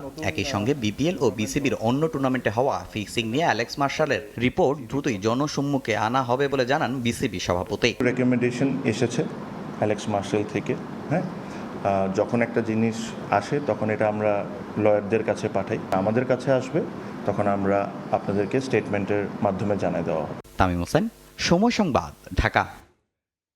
8 বছর পর বাংলাদেশে অনুষ্ঠিত হবে সাফ চ্যাম্পিয়নশিপ। এবারে টুর্নামেন্টে ইতিহাসের সেরা আয়োজন করতে চান সাফের সেক্রেটারি পুরুষোত্তম কাটেল। জানান পরের আসর থেকে ফিফার অধীনে সাফ আয়োজনের পরিকল্পনার কথা। এছাড়া আগামী সপ্তাহে হতে পারে ট্রফি উন্মোচন। সাফ সেক্রেটারি জানান নির্দিষ্ট সময় নভেম্বরেই মাঠে গড়াবে টুর্নামেন্টটি। আবারও বাংলার মাটিতে ফুটবলের জোয়ার। 8 বছর পর সাফের আয়োজক বাংলাদেশ। নভেম্বরে মাঠে গড়াবে দক্ষিণ এশিয়ার ফুটবলের এই মেগা ইভেন্ট। আয়োজনকে সফল করতে এরই মধ্যে তোড়জোড় চলছে বাফুফে থেকে সাফ কমিটির। এবারের সাফের অন্যতম আকর্ষণ হতে পারে ভিএআর এর সংযোজন। জোর চেষ্টা চলছে আধুনিক প্রযুক্তি আনার। সাফের সেক্রেটারি পুরুষোত্তম কাটেল জানান এবারের আয়োজন হবে ইতিহাসের অন্যতম সেরা। ট্রফি অবয়বেও কিছুটা পরিবর্তন আনতে চাইছে ম্যানেজমেন্ট কমিটি। আগামী সপ্তাহের যে কোনো দিন বড় অনুষ্ঠান করে উন্মোচন করা হবে ট্রফি। সেক্রেটারি দায়িত্বে এবারই প্রথম সাফ আয়োজন করতে যাচ্ছি। সম্ভবতই ইতিহাসের সেরা আয়োজন করতে চাই। ফিফার সঙ্গে কথা চলছে, আমরা এই টুর্নামেন্টে ভিএআর এর ব্যবহার চালু করতে চাই। এটা করতে পারলে ফুটবল বিশ্বে সাফের মান বাড়বে। সবচেয়ে বড় কথা, সাফকে আমরা ফিফার অধীনে নিতে চাই। এটা নিয়ে আলোচনা চলছে। এছাড়া এবারের আসর জুড়ে নানা আয়োজনের পরিকল্পনা আছে। প্রতিটা ম্যাচ ঘিরে কিছু না কিছু আয়োজন রাখার চেষ্টা চলছে। ক্রিকেটে ভারতের বাংলাদেশে খেলতে আসা নিয়ে নানা অজুহাত থাকলেও সাফ খেলতে ইতোমধ্যে গ্রিন সিগন্যাল দিয়েছে ব্লু টাইগার্স। বাংলাদেশের জাঁকজমকপূর্ণ আয়োজনের অংশ হবে গেলবারের চ্যাম্পিয়নরা। তবে এখনো অনিশ্চিত নেপালের খেলা। 30 সেপ্টেম্বরের মধ্যে ফিফা নিষেধাজ্ঞা বাতিল না করলে সাফের এবারের আসর থেকে বাদ পড়বে নেপাল। এছাড়া টুর্নামেন্টের টিকিট মূল্য নিয়ে এখনো কোনো সিদ্ধান্ত হয়নি বলে জানান সেক্রেটারি জেনারেল। এখানে আমাদের হাতে কিছু নেই। ফিফা সাসপেনশন না সরালে আসর থেকে নেপাল বাদ পড়বে। সেক্ষেত্রে আমাদের ভিন্ন কিছু পরিকল্পনা করতে হবে। আগামী সপ্তাহে সূচি নিয়ে আপডেট জানতে পারবেন। টিকিট মূল্য নিয়ে আলোচনা চলছে। দর্শকদের জন্য সহনীয় পর্যায়ে রাখা হবে। সাফ আয়োজন নিয়ে বাফুফের সহযোগিতার প্রশংসাও করেন পুরুষোত্তম কাটেল। দক্ষিণ এশিয়ার ফুটবল প্রেমীদের সফল আয়োজন উপহার দিতে আশাবাদী তিনি। নাজমুল হাসান পুলক, সময় সংবাদ, ঢাকা। আসিয়ান কাপে অংশ নিয়ে থমাস ডুলিকে ভালো করার চ্যালেঞ্জ দেওয়া উচিত বাফুফের, এমনটাই মনে করেন ফুটবল বিশ্লেষকরা। ঘরের মাঠে ছোট দলের বিপক্ষে খেলার চাইতে বড় দলের চ্যালেঞ্জ দলকে আরও পরিণত করবে বলে মনে করেন তারা। বিশ্লেষকদের মতে কোন সিদ্ধান্ত ফুটবলের জন্য মঙ্গলজনক হবে কারো কথায় প্রভাবিত না হয়ে বাফুফের উচিত এই বিষয়ে স্পষ্ট অবস্থানে থাকা। আসিয়ান কাপে খেলার সুযোগ তৈরি হলেও তা নিয়ে দ্বিধান্বিত থমাস টুলি। এ যেন ঘরের লক্ষ্মী পায়ে ঠেলার মতোই অবস্থা। যদিও হঠাৎই পাওয়ার সুযোগ শেষ পর্যন্ত বাংলাদেশের পক্ষে আসবে কিনা তা নিয়ে আছে সংশয়। তার আগে অবশ্য নিজেদের অবস্থানেও স্পষ্ট থাকা জরুরি বাফুফের। দক্ষিণ পূর্ব এশিয়ার এই টুর্নামেন্টে খেললে নিশ্চিতভাবে কঠিন চ্যালেঞ্জের মুখে পড়বে বাংলাদেশ। ডুলি সেটা নিতে ভয় পাচ্ছেন কিনা এরই মধ্যে তা নিয়ে উঠেছে প্রশ্ন। কেননা আসিয়ান কাপের চাইতে তার প্রাধান্যের তালিকায় ঘরের মাঠে 3 জাতীয় টুর্নামেন্ট। নতুন কোচকে এই জায়গায় প্রশ্রয় না দিয়ে বাফুফের তাকে চ্যালেঞ্জের মুখে ছেড়ে দেওয়া উচিত বলে মনে করেন বিশ্লেষকরা। নতুন কোচকে একটা চ্যালেঞ্জ দেওয়া, তোমার প্রমাণ করতে হবে। আসিয়ান কাপ দিয়ে কোচের পরীক্ষা হবে। আমি কতজন বিদেশি খেলাচ্ছি, প্রবাসী খেলাচ্ছি, তাদের মানটা কেমন সেটা আমরা দেখতে পাবো। আসিয়ান কাপ আবার যারা খেলে তারা এমন না যে তারা ইউরোপের মানের না। এশিয়ান কাপ বাছাই, ওয়ার্ল্ড কাপ বাছাই অনেক বড় টিমের সঙ্গেও খেলেছি। সবগুলো আমাদের হায়ার র্যাঙ্ক ছিল। তো সেইখানেও খেলবো আমরা, এখানেও খেলবো। এখানে আরেক দফা তাদের পরীক্ষা হবে। যত বেশি কঠিন প্রতিপক্ষ হবে ততই আমাদের প্লেয়াররা আরও শানিত হবে। আমরা হেরে যাই, বাট তাদের যে যোজন যে যুদ্ধটা হবে এটাতে তারা নেক্সট রাউন্ডে খেলতে গেলে অনেক বেটার ফুটবল তারা উপহার দিবে। সাফের আগে ফুটবলারদের আত্মবিশ্বাস তৈরি করা জরুরি। তবে সেটা ভুটান কিংবা নেপালের বিপক্ষে খেলে তৈরি হলে ফল হতে পারে বুমেরাং। অন্যদিকে আসিয়ান অঞ্চলের হাই র্যাঙ্কড টিমের বিপক্ষে ম্যাচ খেললে নিজেদের অবস্থান টের পাবে জামালরা। তাই কোন সিদ্ধান্ত মঙ্গলজনক, বাফুফের এই বিষয়ে স্পষ্ট অবস্থানে থাকা উচিত বলে মত বিশ্লেষকদের। ফুটবলের উন্নয়নের জন্য বিএফএফকে যে কোনো ধরনের ঝুঁকি নিতে হবে এবং ঝুঁকি না নিলে আপনি তো সাকসেস হবেন না। ঝুঁকি নিলেই বোঝা যায় যে আপনার খামতিটা কোথায়, আপনার দুর্বলতাটা কোথায়, আপনার পাওয়াটা কতটুকু হলো। বড় টিমগুলোর সঙ্গে না খেলে আমি সবসময় যদি হলো যে ভুটান এরকম আরও কয়েকটা টিম আমাদের এখানে গত কয়েক বছরে এসছে, সেগুলোর সঙ্গে খেলে আমার মনে হয় যে কোনো খুব একটা লাভ হয় না। কোন জায়গায় খেললে আমাদের জন্য লাভ হবে, আমাদের ডেভেলপমেন্টটা দ্রুত হবে, আমরা কি সাফে খেলবো না আসিয়ানে খেলবো, এগুলো নিয়ে প্রথম আমরা কি ভাবছি কিনা সেটা হলো যে বড় প্রশ্ন। আসিয়ান কাপ ফিফা উইন্ডোর মাঝে হওয়ায় বাফুফের সামনে সুযোগ হামজা, সমিত সহ সেরা ফুটবলারদের নিয়ে দল গড়ার। আর তাই এই টুর্নামেন্টের মধ্য দিয়ে শুধু কোচ নয়, পাইপলাইনে থাকা ফুটবলারদেরও পরীক্ষা হয়ে যাবে বলে মনে করছেন বিশ্লেষকরা। এস এম ইকবাল, সময় সংবাদ, ঢাকা। এই পর্যায়ের শীর্ষ সংবাদগুলো জানিয়ে দিচ্ছি আরও একবার। মির্জা ফখরুল ইসলাম আলমগীর সর্বোচ্চ সংখ্যক ভোটপ্রাপ্ত হওয়ায় রাষ্ট্রপতি পদে যথাযথভাবে নির্বাচিত হয়েছে। অভ্যুত্থান পরবর্তী বাংলাদেশের 23তম রাষ্ট্রপতি মির্জা ফখরুল জাতীয় সংসদে উষ্ণ অভ্যর্থনা, প্রাতিষ্ঠানিক রূপে গণতন্ত্র। আজ সন্ধ্যায় বঙ্গভবনে শপথ অনুষ্ঠান। তৃণমূল থেকে বিএনপির ভারপ্রাপ্ত মহাসচিব হলেন রুহুল কবির রিজভী। প্রধানমন্ত্রীর উপদেষ্টার পাশাপাশি সামলাবেন দলের সাংগঠনিক দায়িত্ব। বহুপাক্ষিক মঞ্চে নয়, ভারতের আমন্ত্রণে তারেক মোদি দ্বিপাক্ষিক বৈঠক চায় বাংলাদেশ। আগের চেয়ে ঢাকার উদ্বেগ বেশি অনুধাবন করছে দিল্লি, জানালেন পররাষ্ট্র উপদেষ্টা।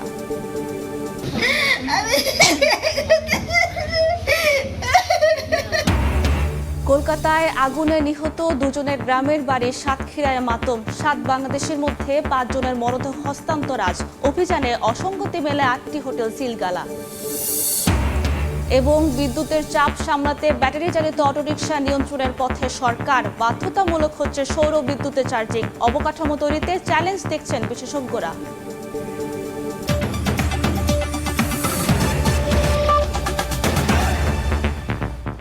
এই ছিল ভোরের সময়। এরপর সকালের সময় নিয়ে সঙ্গে থাকবেন সহকর্মী তাজমিলা খান। ধন্যবাদ সাবরিনা। সকালের সময় নিয়ে আসছি কিছুক্ষণ পর, সঙ্গে থাকুন সময়ের।